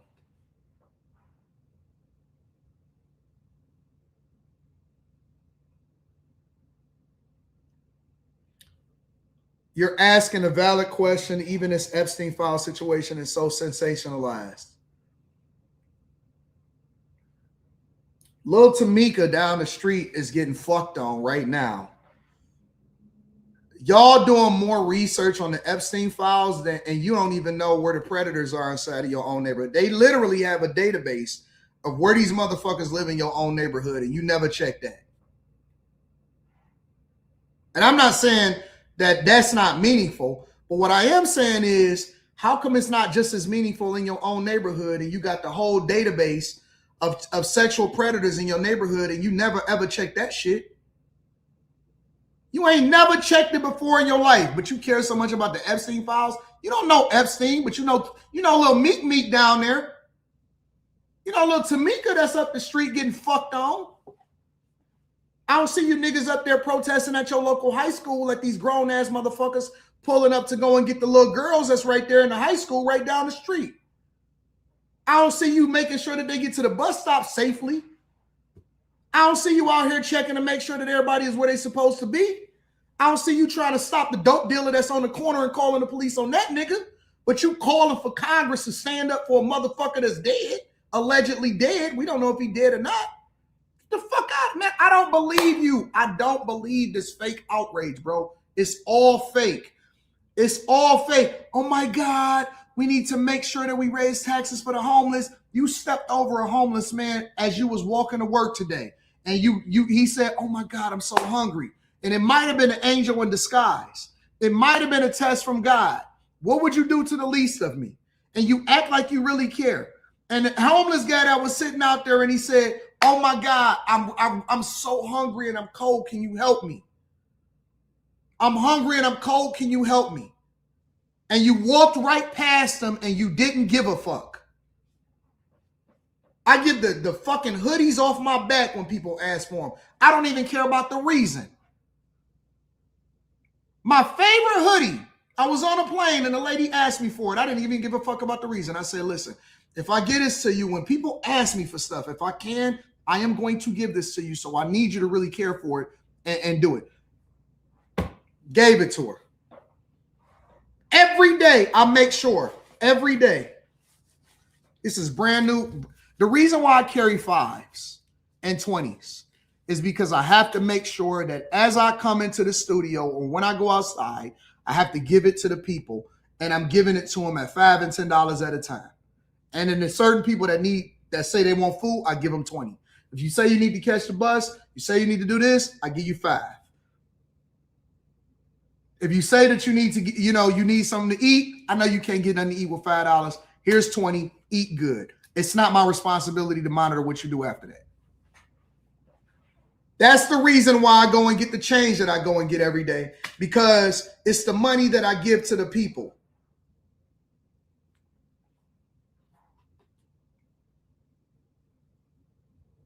That's all I'm saying. I'm not going for the fake outrage. I don't believe in you. I don't believe you at all. Some of y'all, I see some people in the chat saying, I need a mill real quick. I need a quick million. You know why you can't get that million? It's because you haven't been faithful with little. And so he'll never make you ruler over much. Because you keep acting and lying to God, because he know your heart. He see what you're doing with the money that he already given you. He already see it. And so he know that if he give you a M, that you're not going to really take care of your people. You're not going to get some people out the hood. You're not going to share it and give people jobs. You're not going to look out for the family. You're not going to look out for your friends. You're not going to take care of the people in the community. You're not going to give back to the culture. You ain't going to do none of that shit. That's why you're not rich. I promise God, I said, if I ever get rich, I'm going to make sure that everybody around me is going to get opportunities. I'm going to give as much of it as I possibly can away. I'm not going to be rich by myself. Everybody, all of the people I stream with, any of my editors, anybody that work with me, all of my contractors, I'm going to make sure that they taken care of. I promise God, I'm going to make sure that everybody is taken care of. All of my family is going to be straight. My grandmother, I don't go a month without making sure that she get a bag. Every month, grandma get a bag, because grandma has poured so much into our family that she deserved to live the life. She deserved to drive the Benz. She deserved to live a life.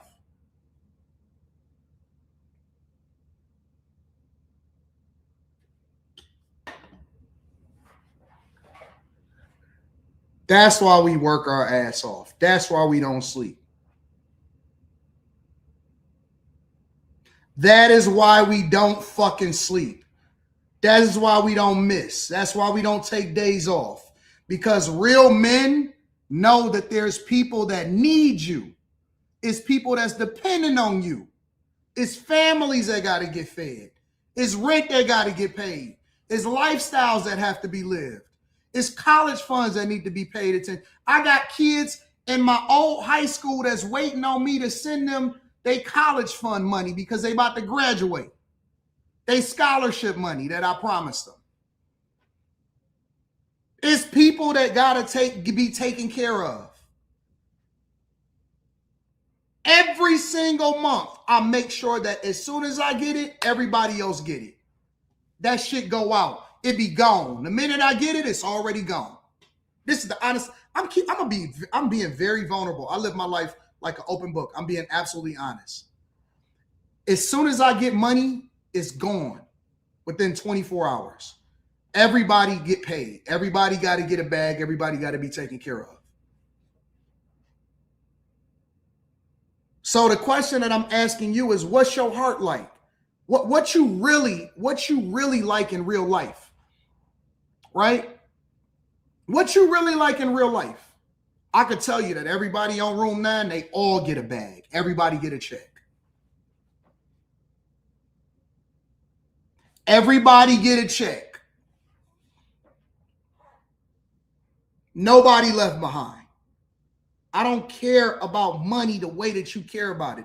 I care about it as a tool to make sure that everybody is taken care of, but I'm not going to worship it. I don't love it enough to have to hoard it and all of this other stuff. You got to do the right thing when you get the opportunity to. That's where your blessings come from. And that's why I be telling God, I said, you know I need some more money. You know I got to get it, but I don't want it the way that they giving it to it. I don't want it the nasty way. I want it the right way. You know I need some more money, God. You know it's more people that got to be taken care of. You know it's more people inside of the community that got to get it. I promise you, God, if you ever made me a billionaire, the next day I wouldn't be a billionaire. I would never be a billionaire because I promise you I will give it all away before I ever even got close to a billion. I'm telling you, I'll put that on my life. I will never, ever be a billionaire because there's too many people that need money and there's too many people that need help.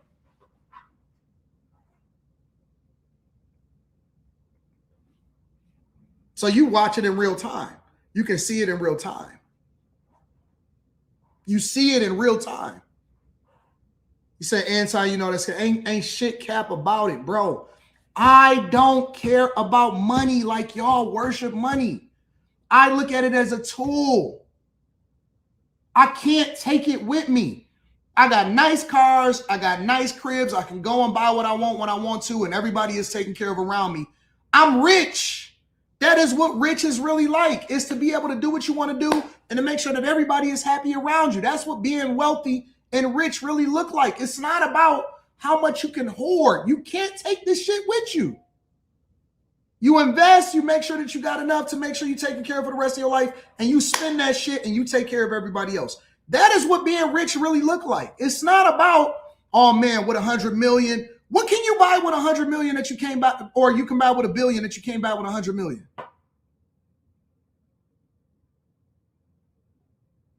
Why do you need $1 billion? No, I don't need $1 billion.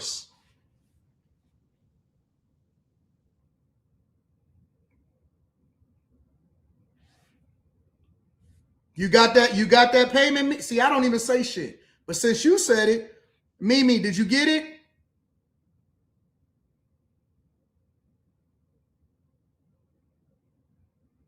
Did you get it, Mimi? I appreciate you. You never asked for it. You never asked for it. You never asked me for a fucking dime. You never asked me for anything.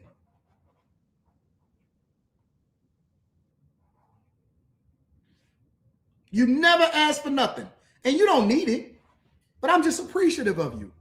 I'm appreciative of you.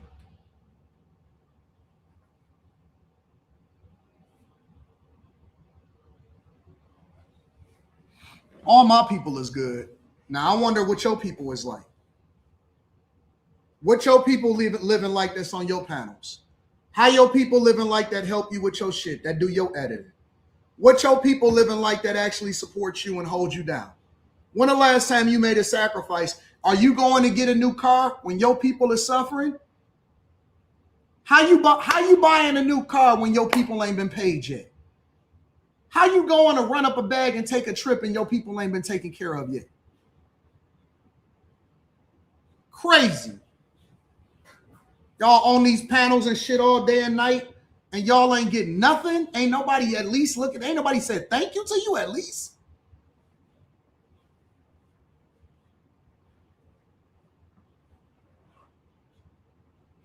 Anyways, sorry, y'all. I got on my little derailment. Y'all know how I get it. Y'all know how I get down. Make sure y'all hit a like for the algorithm, subscribe to the channel, and turn on your notifications. Selfish motherfuckers. Shout out to Miss Joy. I appreciate you for giving me that insight so I can go on my rant. My dog, no more excuses. No more excuses says, what up though, AD? Been a minute, just wanted to show support. Salute to the chasers. Make sure y'all tap into the Patreon. Link is in the description. Link is pinned to the top of the chat. T-Chanley, 40% off your first order, 20% off of life. If y'all looking to rock out with a group of people that's going in the direction that you're going in, that's where it is, yo. Stay prayerful, stay watchful. Jesus is coming soon. Much love. 313 road to 7 figures. Facts. Thank you, my friend. I appreciate you for looking out for me, bro. Big Buck says 20th anniversary Port of Miami tour is genius. That's his best album, in my opinion. I like Port of Miami. Push it to the limit. Port of Miami. Port of Miami. I got nothing to lose. I love that album. I don't know if it's his best one, though. I don't know if that's his best one, though. TS Car Wash Detail Services thoughts on the NFL player asking ChatGPT how to cover up a murder. What? All right, you got to send me that one. You got to send me that one. Marlo Reed, what up? I appreciate you for the 20 ball. Thank you, Marlo Reed. Hot Boy Lee says, I sent the link on IG. All right, bet. I got to check my IG. I don't be checking my IG as much as I should. Marv says, Virginia Democrats just passed assault rifle ban in the state, so this is not a coincidence. Andre says, good morning, AD. I'm a UPS driver, and my coworker died yesterday in his uniform at home. He was 5 months away from being 55 and taking a $150,000 buyout. Man, prayers up for the family. Legitimately Crooked says, I love you for that. What up to my dog? Nichelle. Shout out to my girl, Nichelle. I love you, baby. You always been supporting the platform. If I don't know anything else, I know that being a cheerful giver has been blessed in my life. You want to level up your give. God is faithful, and you will not lack. Put that on everything. I got so much love and so much faith in what we do, Nichelle. I just do. I just believe it. I believe in everything that we do, and we live it. We live it. We live it every single day. I don't like the fact that my shirt is wrinkled because I just grabbed it out the pack.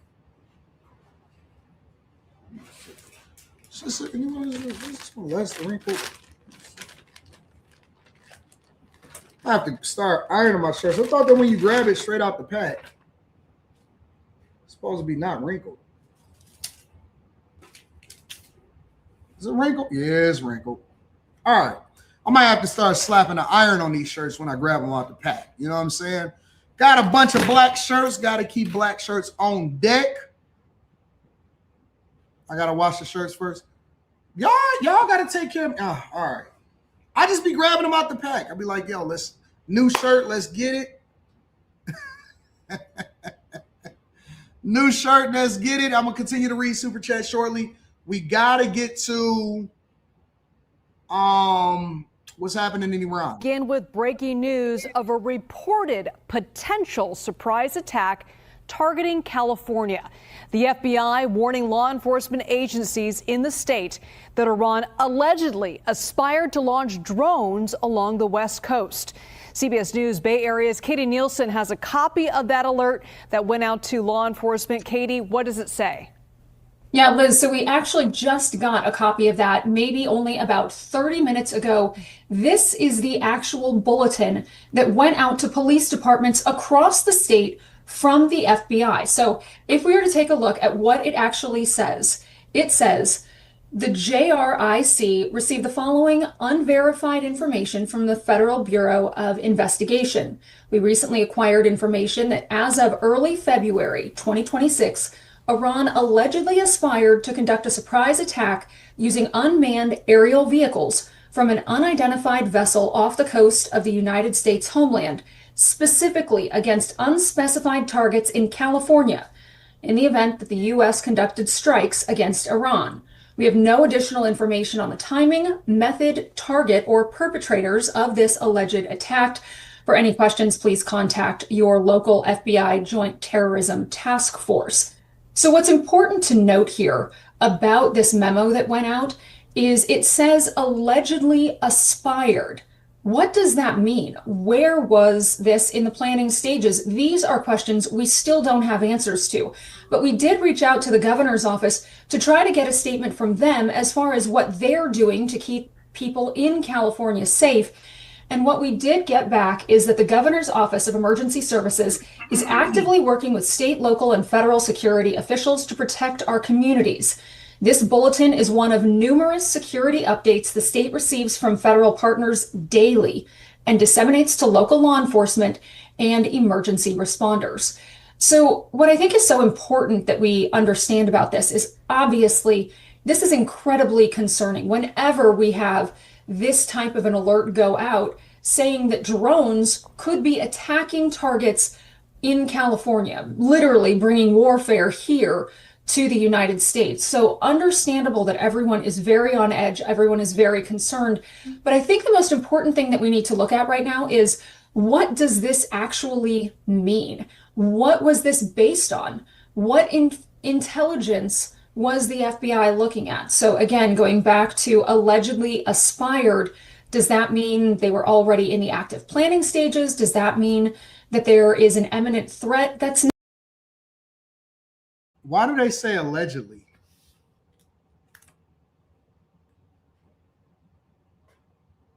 I don't get it. I don't get the whole allegedly aspired. I don't get it. What does that mean? What does that mean? Does that mean that it's actually a real thing? Does that mean that they're actually putting out propaganda, but they're trying to protect themselves? And so they say allegedly in order to try to justify some of the stuff that they're saying. What does that even mean? I was saying to avoid a lawsuit. Yeah, I suspected that also. But let's entertain it for the sake of conversation so that we can actually mine all of this out. Because we want to look at everything, right? And that's why I even tap into other news so that I can better understand exactly what they're trying to communicate to us. Not really what that memo said. And so I think as we start learning a little bit more information, as we're able to get some of those questions answered, we're going to have a much better idea of what it was that prompted this memo to go out to police departments. So many unanswered questions, and all of them very alarming as to what the answers to them might be. Katie Nielsen, thank you so much for that report. I want to bring in now former FBI Special Agent Jeff Hart to answer some of these questions. Jeff, give us some context. So drones can fly all the way from Iran all the way to California?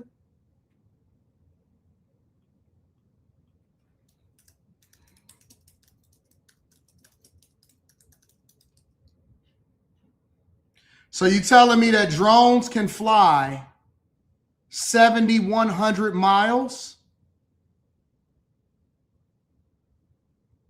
Drones can be in the air for 15 to 21 hours? I'm just trying to look at it from a C student's perspective. I just want to make sure that we all on the same page and that we're looking at this holistically from a C student's perspective.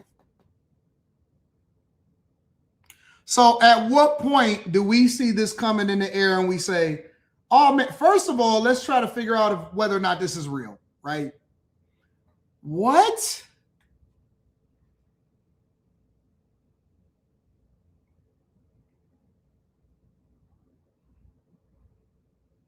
I'm not sure that, listen, there are certain airplanes that can't fly that far.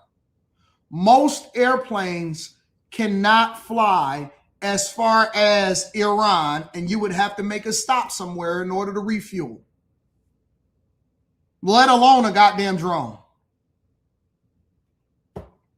Let's entertain it. Let's entertain it. Let's keep going, y'all.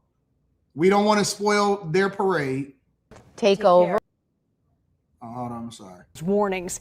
How serious is this? I mean, should people be worried here? And we happen to be in California, by the way. Should people here be worried? Yeah, I wouldn't say worried is the word.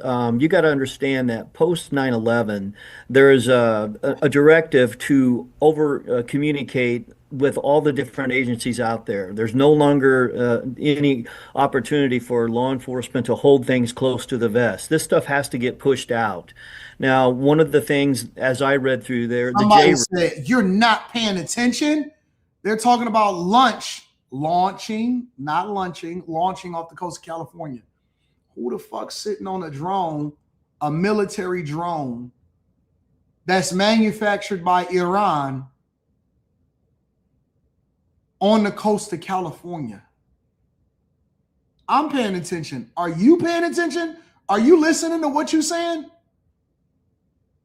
Are you out of your mind? Do you think in any way, shape, or form that in Iran, do you know how big those drones are? It takes 3 people to load them. You think they walking around? Man, let me tell you something, bro. I'm gonna keep it 100 with you. I'm gonna keep it 1,000 with you. I was talking to a good friend of mine that I'm not gonna say who he is or whatever, but I was talking to a good friend of mine. Bro, do you not know the type of technology that they have? Dog, they can see inside of your household from the sky, from a fucking satellite, bro. Like, none of what we doing is secret. Whatever you got going on in your life, whatever you think you getting away with, you getting away with because they letting you get away with it. And they are not in any way, shape, and form worried about you, my nigga. I promise you. I promise you nobody is driving across the coast of California with a fucking drone in their Ford F-150 and launching the shit in California and don't nobody know about it. And nobody know about it, bro.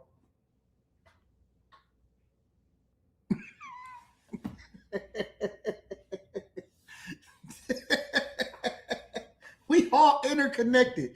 Nigga, your iPhone's listening to you. Your AirPods is reporting back to the fucking media. Your HomePods hear everything that you say. My HomePod went off in the crib the other day. It said, "Excuse me, can you identify who's speaking right now?" I promise to God. I said, "What the hell is going on?" I said, "We just all gave in already."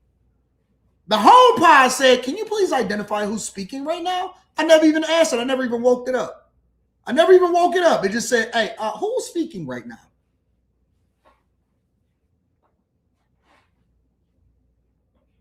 Freaked me the fuck out. I was like, you know what? We done already bought in. Everything is integrated. We got home. We got Nests. We got speakers everywhere. Your TV got a camera on it. Got 7 cameras on it. I got about 50 cameras in here, some of which I don't even know. Some of them is on this. Some of them is on these. Shit listening to me on here. This shit monitoring me. Tell me how much I'm sleeping at night. Congratulations. You sleep scored last night was an 81. Go ahead. You get one and see how it go. Let's see how fast you can get up the California coast, buddy. Which is the fusion center down in LA. You got to remember that California has a sizable Iranian population in the Los Angeles area, in the South Bay here. So they have human intelligence out there, the intelligence agencies do, where they're collecting information. So they look at this. If they have any inkling that there is information out there, they're going to broadcast it. It doesn't have to be, 100% accurate, but what they want to get out there is at least a warning to make sure that there is some preparation and notice that goes out. Yeah, the language in this, and Katie brought this up. This dude says Iran is ahead of the U.S. on drone tech.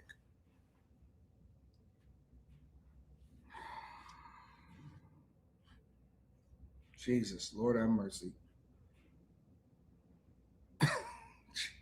If you believe that, I got a bridge to sell you, bro. If you truly believe that in your heart, because I know y'all believe anything that the liberal left will tell you. If you genuinely believe that in your heart, bro, come over here. I got some business I want to do with you, and I want to make sure that we get this bag up together. This up a couple of times, allegedly aspired. That could mean a lot of things. It could mean something that was possibly thought as a possibility. It could mean that they actually were planning this. What did you read into that? Well, so there are all kinds of ongoing investigations, counterterrorism investigations with respect to ISIS, Iran. It runs the gamut. And so one of the things that they can do during the course of these investigations, one type of disruption is going out and publicly putting information out there and say, hey, look, we know that there are people talking about this. Or another method is to go out and actually conduct interviews or overtly surveil people so they know that they're being followed. These are all disruptive measures that law enforcement, the FBI, and the Joint Terrorism Task Force use. Okay, when we talk about getting local law enforcement agencies involved, what does that mean? How do they react when they get this kind of warning from the FBI? Well, I would venture to guess that the chiefs all get briefed on this information before the bulletin comes out. It doesn't come to them as a surprise.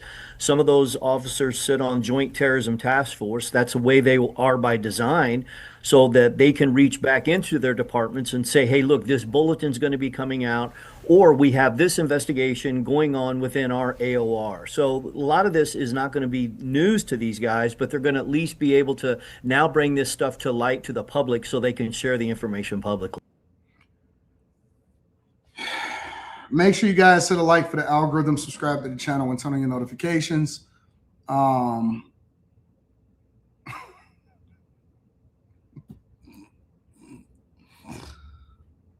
Oh, man.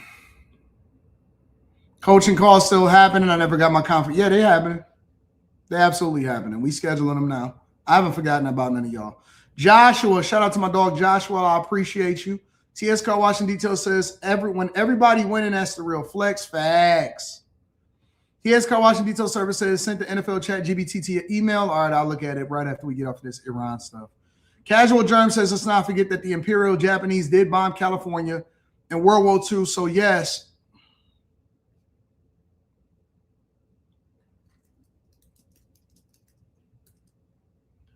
Nigga, we talking about 1939. 1939. What the hell are y'all talking about? And I don't even believe that. I'm going to be honest with you, bro. I'm going to be honest with you. Like, I genuinely don't believe that everything played out the way that they telling us that it played out.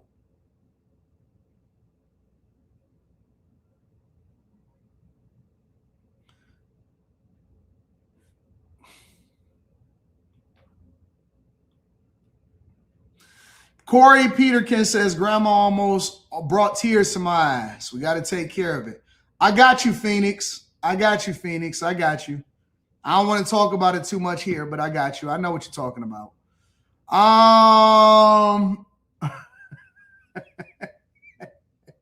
Shit. Listen. If they are going to go for California, let me not say that. Make sure y'all hit a like for the algorithm, subscribe to the channel, and turn on your notifications. Let's go here. The new Iranian supreme leader has finally stepped out. Thank you, P. Shank. I'm going to read that shortly. Have finally stepped out, and this is what they had to say, apparently. Fox News alert because Iran's new supreme leader issuing his, his first public statement. It was a written message that was read by an Iranian state TV news anchor. Trey Inks. Let me hand it over to you while I cough, and you tell us what. That's the first time that I didn't see a white person in about 2 years actually cover their mouth when they cough. It's the first time I didn't see a white person cover cover their mouth the way that they usually they be like this. Seen an Asian man in the airport do that the other day. I said, sir, you got to cover your mouth. People hate it when I check them about covering their mouth. I usually mind my business on most things. But that's the one thing I will bring to your attention publicly, and I will shame you. Excuse me. First, they act like they don't hear you when you first call. Excuse me. Yeah, that's what he's gonna say to me. Yeah. You didn't cover your mouth. I don't know where you're from, but this is America.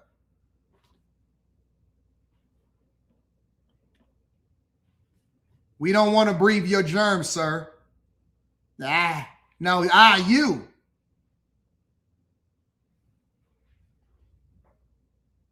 You just be looking at him. You can't shoot me. We done already been through TSA, so I know you ain't got a gun.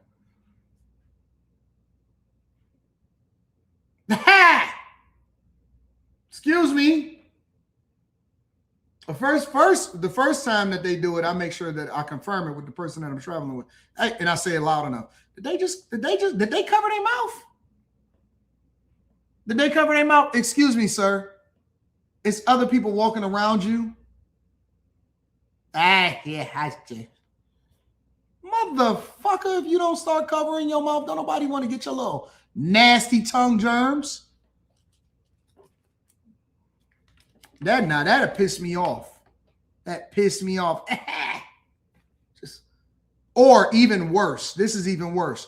Achoo! I just get up. And I make sure that I announce it. I gotta go. He's sneezing in the air, and he think that that's cute. Oh, we got to get out of here. I just immediately start going the other way. I seen the movie Outbreak. I don't know why they keep sneezing in the air. Don't nobody want their nasty germs. I just start gathering my stuff, and I'm going the other way. Hey, chow! I can't stand it. I can't stand when people sneeze in the air. And then sometimes, here's the worst part about it. Sometimes you can see it. You can see the sneeze. It just goes into the air like outbreak. I said, this is the devil.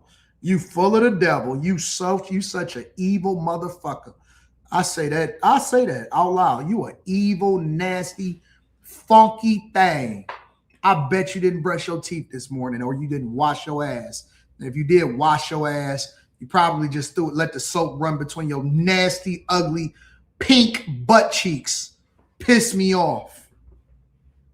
You such a nasty motherfucker. I don't even know how. I bet you're not married. Can't no woman sit next to you and lay next to that funky, ugly mouth and you sitting there doing this. Who let you get away with that all of these years? You too old to be sitting there sneezing in the air, acting like you ain't got no motherfucking sense. You nasty motherfucker. No, don't look at me like I should be shamed. You should be shamed. That's how you deal with these niggas. Next thing you know, they start looking around next time they want to sneeze. Or when you walking out the bathroom, hey dog, I see you didn't wash your hands. Yeah, no, you wild for that one, bro. Ain't nowhere. No, I'm in a rush. No. When I was on my way back from Vegas, and you know how you get off the plane, you go and use the restroom, you go wash your hands. Hey dog, I was walking out. Hey man, I see you just walked out. You wild, bro. Oh man, I'm in a rush. No, nigga, there ain't nothing in a rush. Fast enough for you to not wash your hands. I seen you. I just want to let you know I seen you in real life. I seen you. We got to start shaming people publicly. We have to start shaming people publicly. Neither here nor there. Let's continue. Excuse me, Trey Yingst. Let me hand it over to you while I cough, and you tell us what exactly happened. What did he say? Yeah, Dana, good morning. We're just getting this in right now. On Iranian state media, a presenter read a new statement from Iran's new supreme leader, Mojtaba Khamenei, and Reuters is reporting a few highlights from those remarks, saying that the supreme leader said in the statement, "We believe in friendship with neighbors and only target the bases, and we will inevitably continue." That is not true. We know that many Gulf countries have had their residential and civilian infrastructure attacked. Now, Iran's new supreme leader in this statement goes on to say all U.S. bases should immediately be closed in the region and those bases will be attacked. He also says in the statement, again, that was presented on state media, he does not appear in the statement, that he calls on unity among the people of Iran and participation in Quds Day. Now, Quds is the Arabic word for Jerusalem, and this day normally falls on the last Friday of Ramadan. And so, if my math is correct here, that would be March 20th of this year, the last Friday of Ramadan, when traditionally we have seen Iranian proxies like Hamas and Hezbollah launch attacks and also large demonstrations in the region. And so this is certainly something to look out for in the days ahead. But again, this is the first statement that we are receiving from Iran's new supreme leader, Mojtaba Khamenei. He speaks about the attacks on Gulf countries, also says that he will target U.S. bases in the region, and then also talks about the Strait of Hormuz. This is an interesting part here. And listen, Tama Namanahi. Shout out to Tama Namanahi. You notice how this motherfucker ain't make no actual video, right? He's sitting there because he don't want his this nigga sending out statements and making adjustments. So listen, we just gonna put out a formal statement through a man of a man of a man, and we gonna put out a statement on Twitter. They on Twitter now. You know what I'm saying? They on X, formerly known as Twitter, putting out statements. So we would want y'all to evacuate any kind of base. Nah, dog. We want you to come out and say it to the people. Say it with your chest. Say it with your chest, Samanamanahi, because I don't know if this is real. I don't know if this is real. Samanamanahi.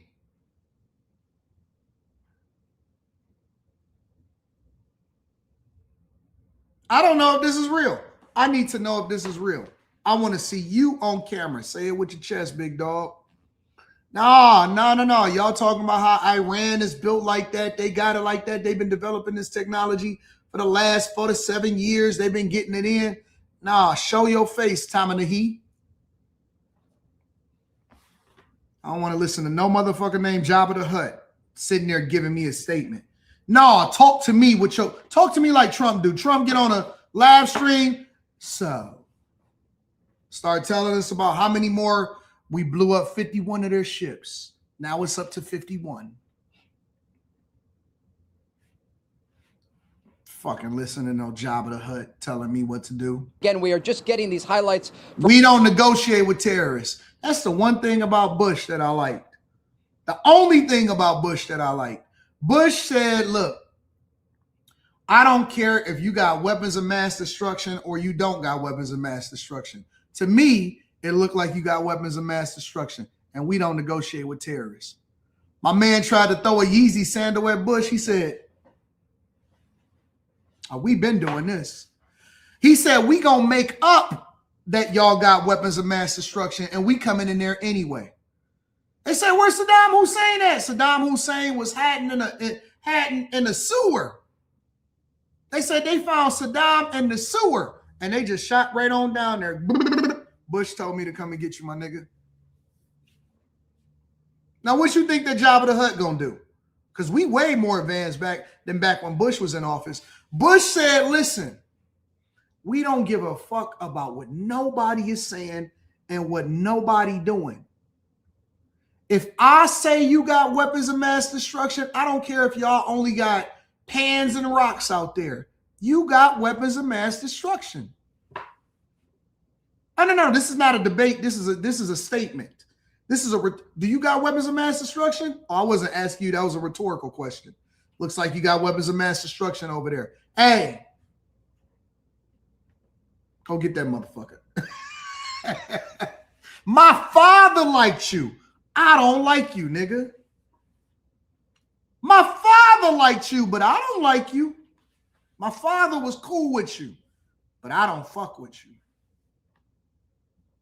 Y'all got weapons of mass destruction. I seen it with my own eyes. The satellites told me.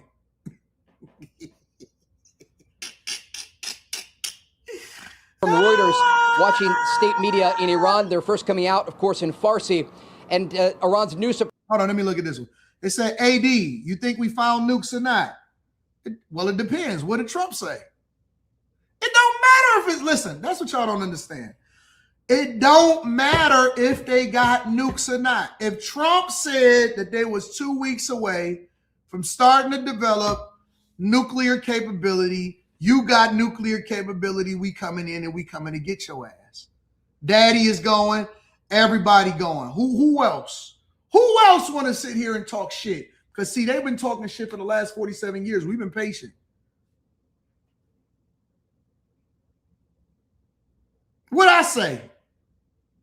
Look like you got nukes to me. Is that enriched uranium? Send in the destroyers, please.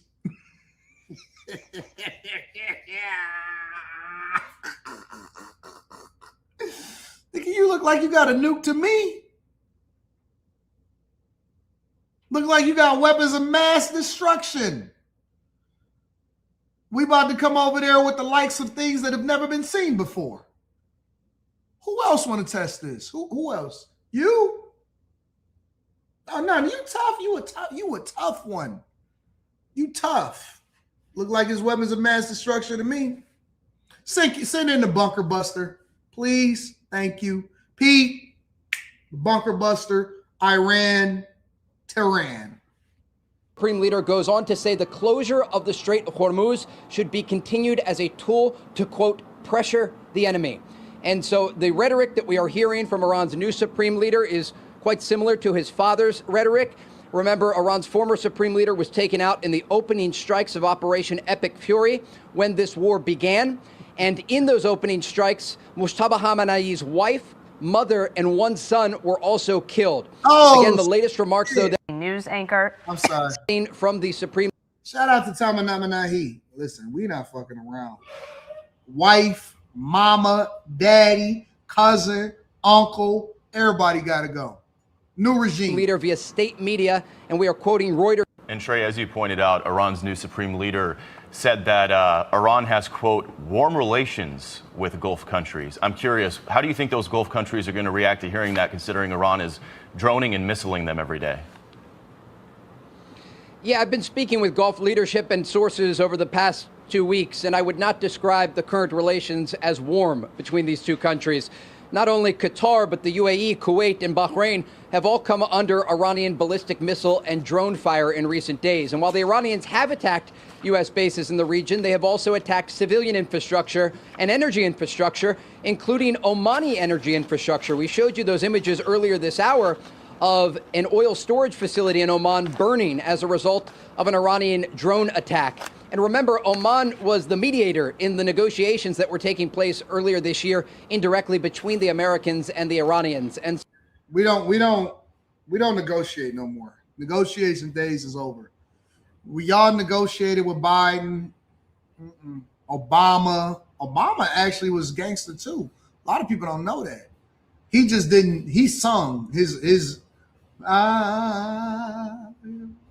just bomb Libya. Obama didn't care either. He was just a little bit more finessable as far as the people. All right, look, listen, we'll bomb Libya, and Michelle said it was cool, so we're gonna free the people of Libya, and we're gonna deal with it. Everybody said, "Oh, you know, Libya must needed some bombs over there because Obama said it." Yo, we went and got Muammar Gaddafi, and went and got Osama bin Laden too. While we're at it, everybody said, "Oh my God, we got Osama, we bin Laden. We got Osama bin Laden, yo." They thought it was cute when Obama said it. Trump said, "We went and got Maduro," and everybody was like, "Oh my God, we stand with Maduro."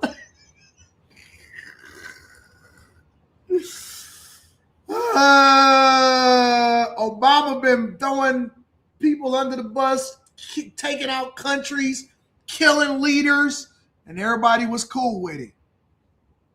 Now we going with Jabba the Hutt over here, and everybody acting like it's not a big deal. Now we see it's not a big deal.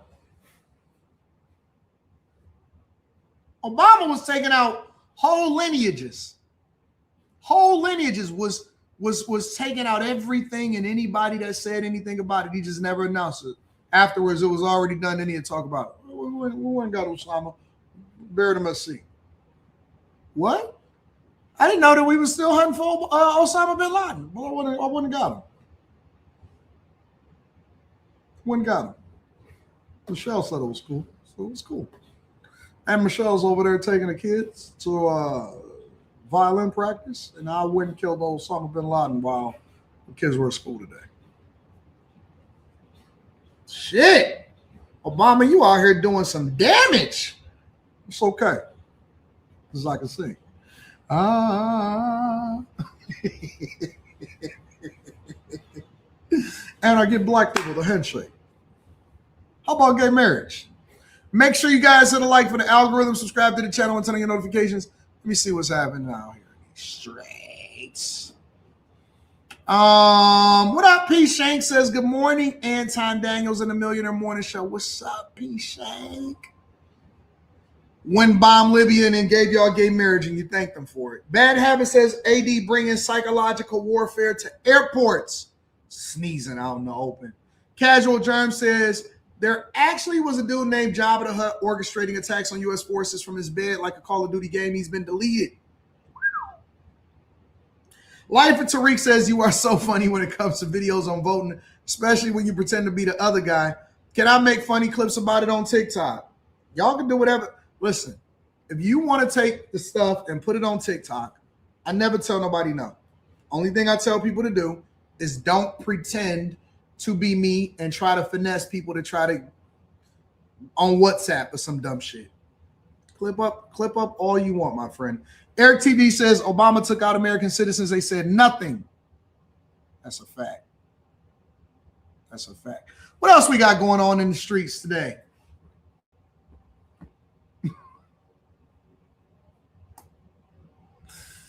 Javi says, bro, this is the best morning show in the universe, hands down. Hit that Obama. No, I'm not doing it. No. Y'all remember when Obama started singing and all of the women said, oh my God. Oh my God. Sarah says, hey, Anton, check the local news. active shooter in West Bloomfield at the Temple of Israel right now. Hey, Sarah, I see them buffs. I see the buffs, Sarah. All right, let me see what's happening over in West Bloomfield.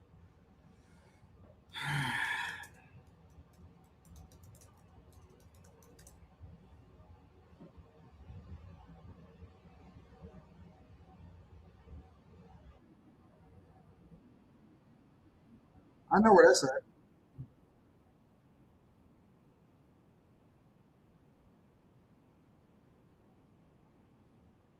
To try to interdict the shooter if possible.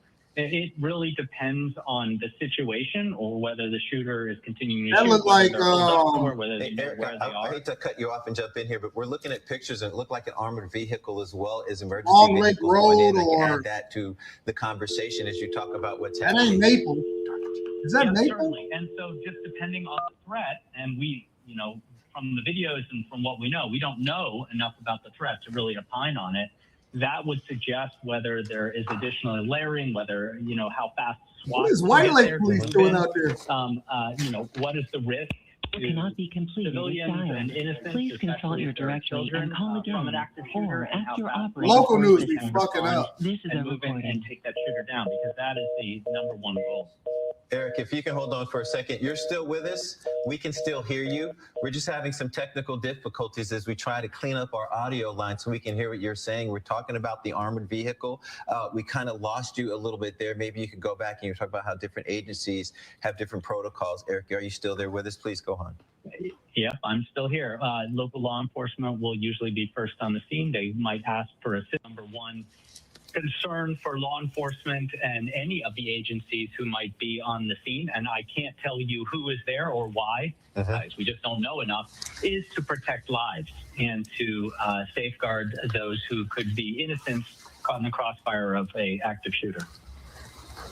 Eric, this is Marielle Liu here. I did want to read to you this statement coming in from Kash Patel via FBI Detroit. It says, FBI personnel are on the scene with partners in Michigan and responding to the apparent vehicle ramming and active shooter situation out of a Temple Israel synagogue in West Bloomfield Township. Earlier today, while we were watching this unfold, I did mention because of the different elements between fire in the building, word of a car ramming into the building, and then an active shooter, that certainly looked more like a coordinated attack. Can you speak from your perspective now, knowing that there is a vehicle rammed into the building and an active shooter situation, what that might indicate for what type of attack we're looking at here? Well, certainly, I would suggest or suspect that it is, in this being treated as an act of terrorism, especially if the FBI are immediately involved. Let me tell you something. So West Bloomfield is one of the most, if not one of the more affluent places inside of Oakland County in Michigan. Oakland County is quite possibly the richest county. It is the richest county in Michigan. I have all of my properties are actually in Oakland County, and I have a few personal properties in Oakland County. And so they don't fuck around in Oakland County. They will call every single cop. Some people said they got the whole precinct there. That's more than a precinct. That's way more than a precinct. That's precincts from all of the cities. That's the FBI. That's state police. That's everything. I have never seen that many cars ever, police vehicles, in my entire life. Ever. I've never seen that many cars in my entire life. This is absolutely insane. If you look at what's happening in the world, we know from different reports from the FBI and other intel agencies that Iranian extremists are active in the U.S. Now, this is everything from potential threats to citizens to cyber attacks. And there have been, a number of different statements from the FBI and others to take caution and make preparations. There has been a rise in violent extremism here in the U.S. for some years, and often what these either lone wolf individuals who are activated themselves or by extremist cells. All they need is a triggering event, and the war or the military action in Iran is certainly one of those triggering events that could cause individuals who are sympathetic or active extremist cells to start to take action. And we know. Again, this is one of the reasons why I believe that the Trump administration was so adamant about removing illegal migrants and removing people that weren't supposed to be here, because of this directly. This is 100% the reason why I believe that the Trump administration is so hard on people that are not supposed to be here and people that have not been vetted coming into the United States illegally. I believe if there's any president that should be held accountable for treason against the United States of America, president and vice president, it should be Biden and Kamala Harris. There's no reason we should have let upwards of 20 million people inside of the United States of America, unvetted, just walking across the border. There was no reason, and this is why we were so hard and this is why I can't stand raging liberals, bro. I can't stand raging liberals. Y'all motherfuckers is protecting. Y'all will protect people that are against the United States of America to your own detriment, to your own demise. Y'all will love them. Y'all will protect them. I don't think that this is a coincidence. Now, black people, I don't think that we have anything to worry about. Black culture, I don't think that we have anything to worry about, right? Because I don't see any of these people actually coming into your neighborhood and thinking that they got to do anything about it. We good. So wherever you frequent, wherever you hang at, the little bar that you're going to, I don't think you got to worry about it. You chilling. You slow motion. All right? So that's number one. Let's get that out of the way. You ain't got to be worried about it because you're going to be fine where you are. That's number one. Number two, this is another reason why we don't want every single culture and allowing for people inside of the United States of America and to set up their own whatever and they got to do. This is another reason why I don't believe we want people within the culture that's not supposed to be here. This is why you can't let people in and do whatever they want to do and establish their own cultural norms inside of your country. We can't go into no other country and do that shit, but they can do that over here.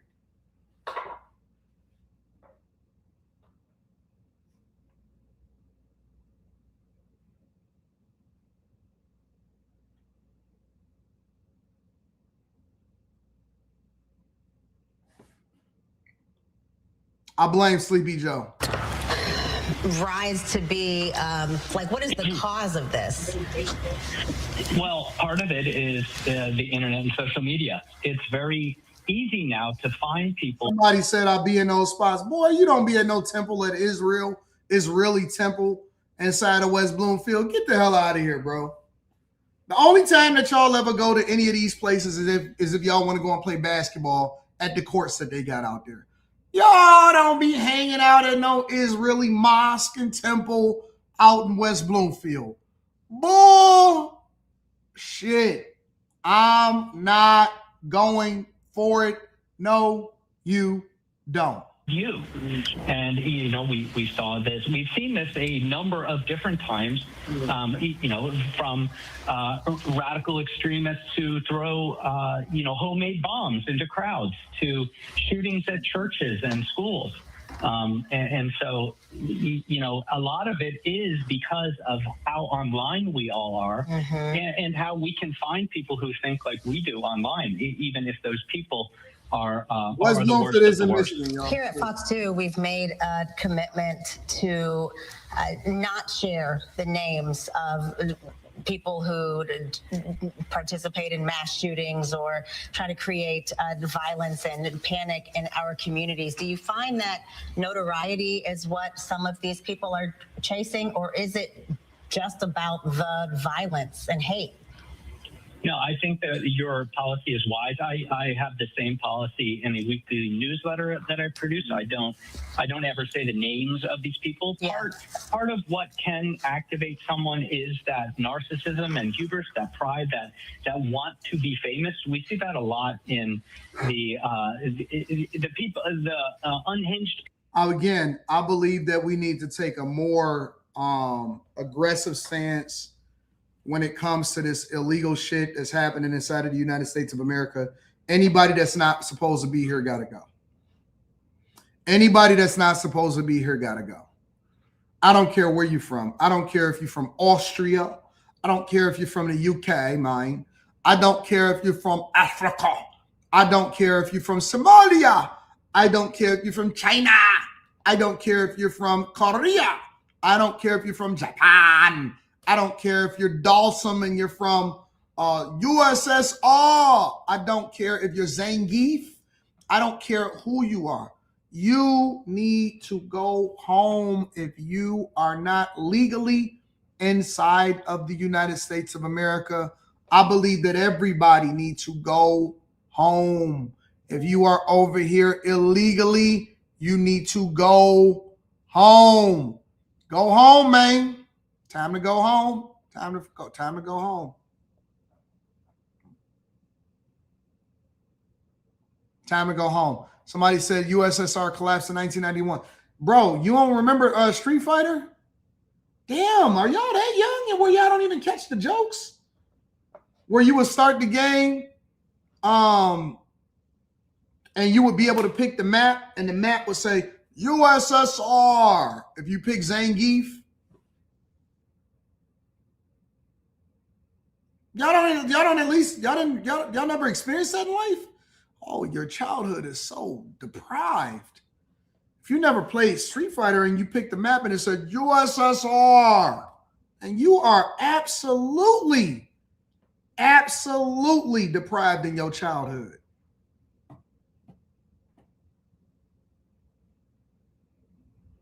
They're reporting that no one is hurt, thank God.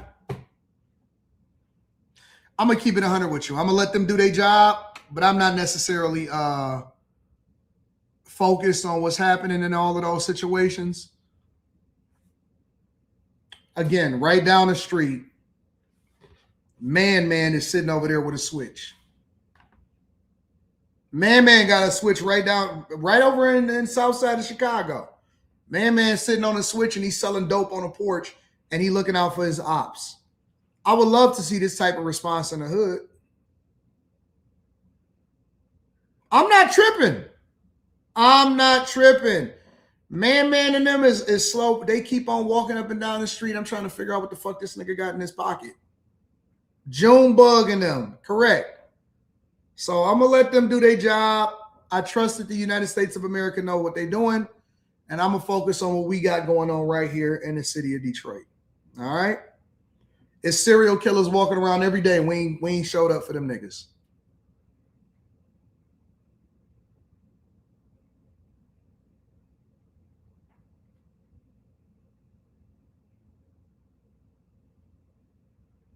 We fight against them actually coming into our neighborhoods and stopping all of the crime. We're not tripping about it. Look at the cars that they driving. She driving the new autobiography. That is an autobiography Range Rover. That is a $196,000 car. You know how much money? That's actually right up the street from J. Alexander's. My favorite J. Alexander's, right in West Bloomfield, right on 14 Mile and Orchard Lake Road. That is right, the mosque, right before you get up through Haggerty. You take 14 Mile, you keep going. That's where that's at.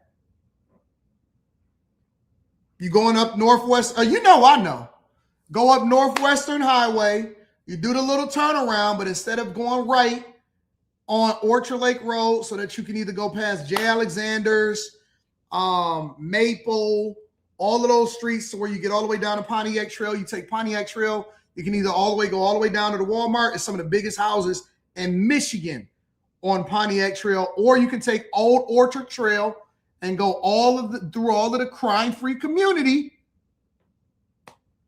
You just keep on going down 14 Mile Road, past J. Alexander's, past all of the pizza spots, all of that type of stuff. You know what's up. Yeah, some of y'all know about it. You pass the mosque. You pass all of that. I know every part of Michigan, Oakland County, not just Detroit. This is what we call Metro Detroit. See that big old Cadillac? That Escalade? That's probably an Escalade V. $175,000 SUV. That shit is normal. See, people don't think that Michigan got money. Lambos, Escalades, the baby mamas drive Audi Q7s. You there now, walk on wood? So you already know. Not in West Bloomfield, K. Cooper. Not in West Bloomfield, they're not affordable. It's different over there. It's different over there. Let's see. 14 Mile Orchard Lake Road. Bro, do you know in West Bloomfield, they don't even allow for them to have fast food? This is J. Alexander. Let me show you around the area that this is happening. All right. So this is where you coming up Northwestern Highway. So if you coming from Detroit and you driving through Southfield, this is Northwestern Highway, right? So this is our favorite restaurant, one of our favorite restaurants up here. This is Orchard Lake Road. Now you're getting into West Bloomfield. J. Alexander's is over there.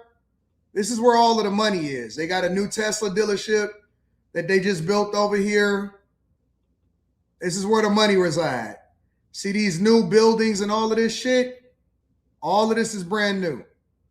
But that's not where they at right now, right? So this is where all of the money is.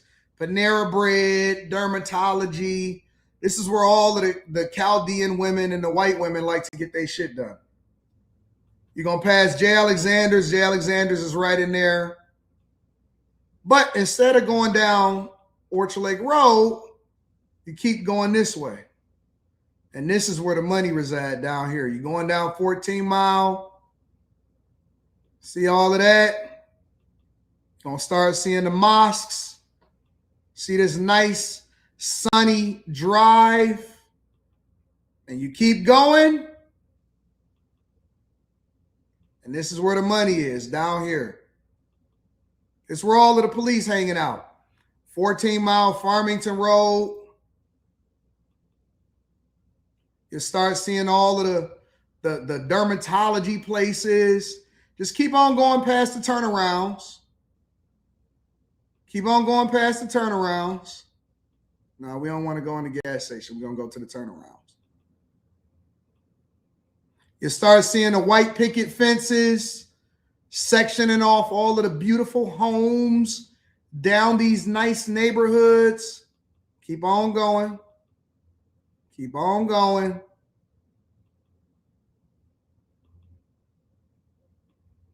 You start seeing places like this.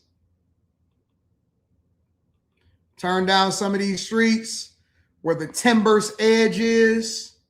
They don't want you in there, bro. They want you out. Fuck out of here, bro.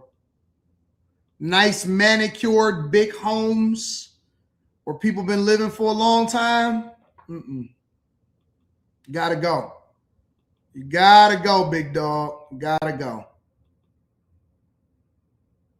You start seeing stuff like this. Make sure you do the speed limit. Once you get towards Drake Road, once you start the speed limit, you don't want no problems. This is not where you want problems at, big dog. All right? You getting pulled over, you ain't got your shit right, you going to jail. Don't pass go. Don't collect $200. Don't do none of that.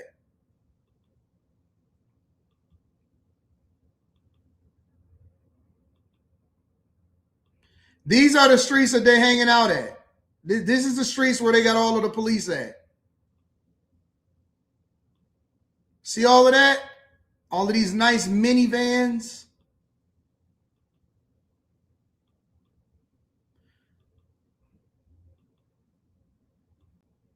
See all of this over there with the tennis courts where they don't have streets paved and shit?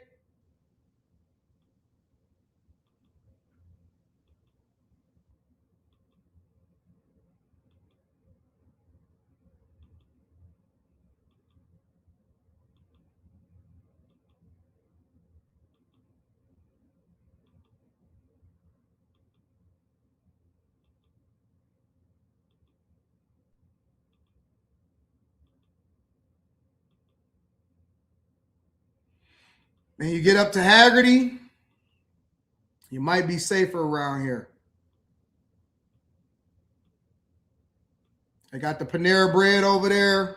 I got another Whole Foods going up to Pontiac Trail.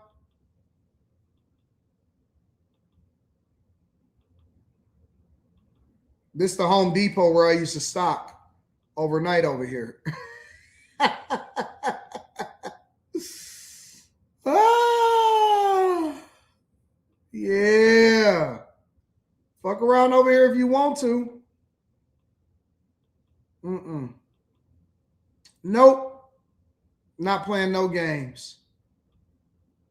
This is the Pontiac Trail area. And they got some of the biggest fucking houses you have ever seen on this street. Maple and Pontiac Trail. Crazy. Anyways, be careful. Be careful. Be careful out here in these streets. Be careful, be careful, be careful. Keep your head on the swivel. And make sure you don't get into no stuff you're not supposed to be into. Man, am I going to the game tonight? Let me see.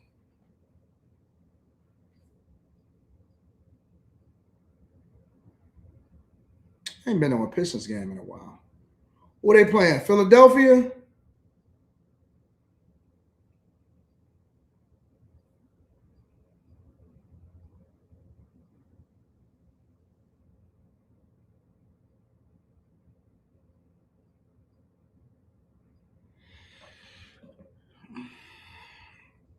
If I get my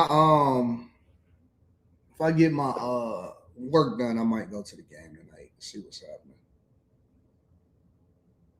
Yeah, you in the Crown Vic, you getting pulled over, big dog. All day long.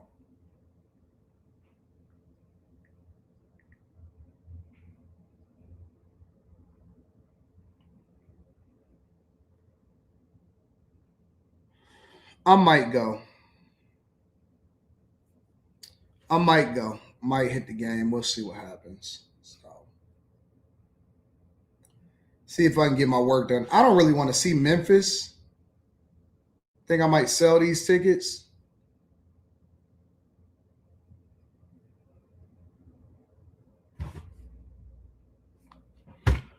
We got the Memphis tomorrow, Memphis Grizzlies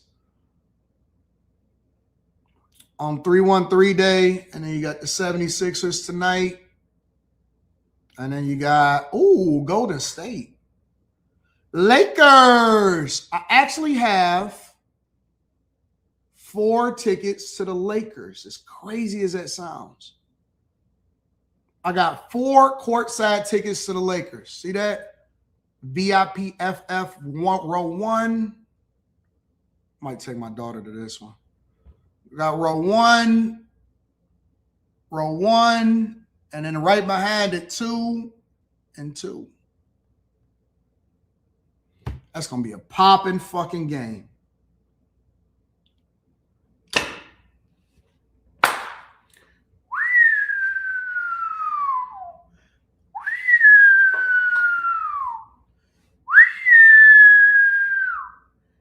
Four courtside seats. Who the fuck can say that they got 4 courtside seats?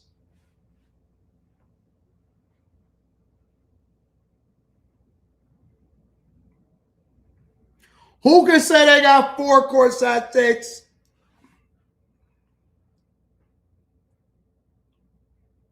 I'll keep telling me Trump is live, AD. Trump is live. Let's see.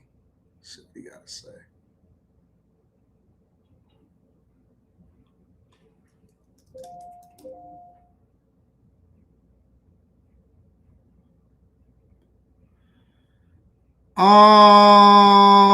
I don't see Trump being live. Where?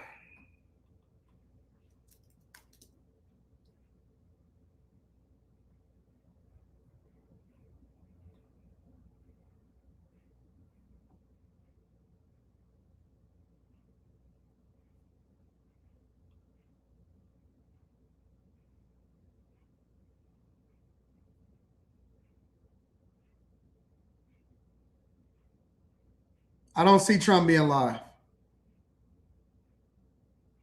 I see the active situation, active shooter in Michigan situation, but I don't see Trump being live.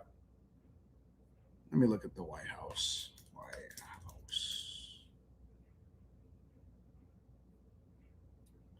White House account is not live.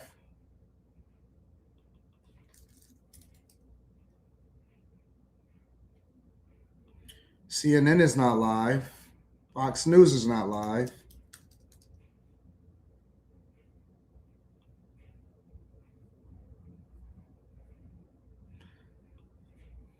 What is he live on? It's an old live video? Okay. All right. All right. Somebody says, Anton, how much those tickets hit you up for? I'm a season ticket holder, big dog. I'm a season ticket holder. I got all of the games.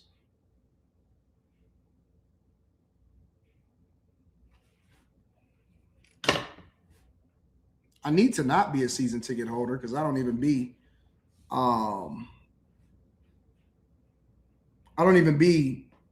at the games like that as much because I've been working my ass off and traveling for my daughter and all of that type of stuff. But it is what it is.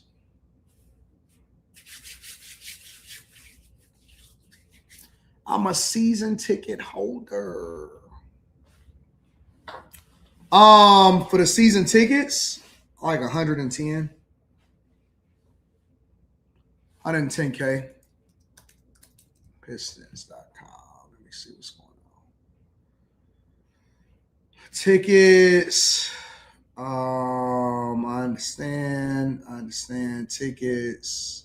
My Pistons account.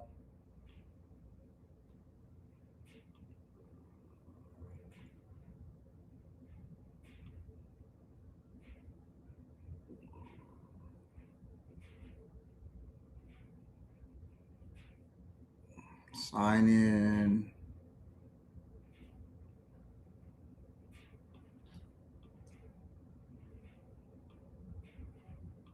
I don't even know what my fucking password is.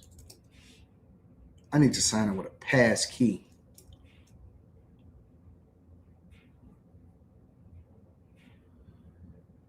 Oh, man. Invoice. Every time I see this, I get aggravated.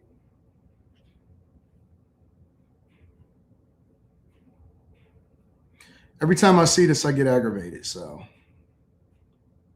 I'm not happy. Yeah, $110,000 a year.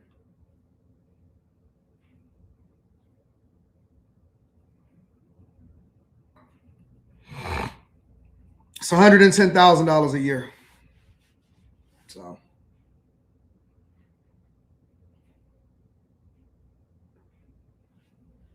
All right. Make sure you guys set a like for the algorithm, subscribe to the channel, and turn on your notifications.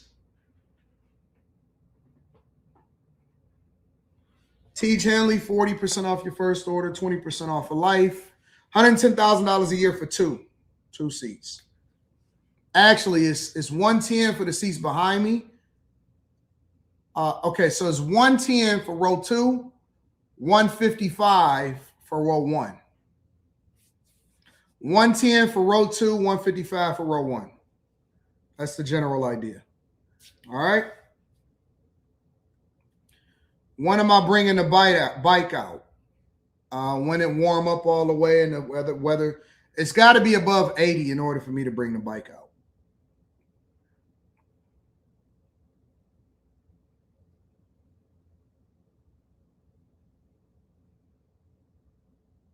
Somebody says, I mean, they're up this season, but would you still pay to watch them during the losing season? I was paying to watch them during the losing seasons. I've been a season ticket holder for years.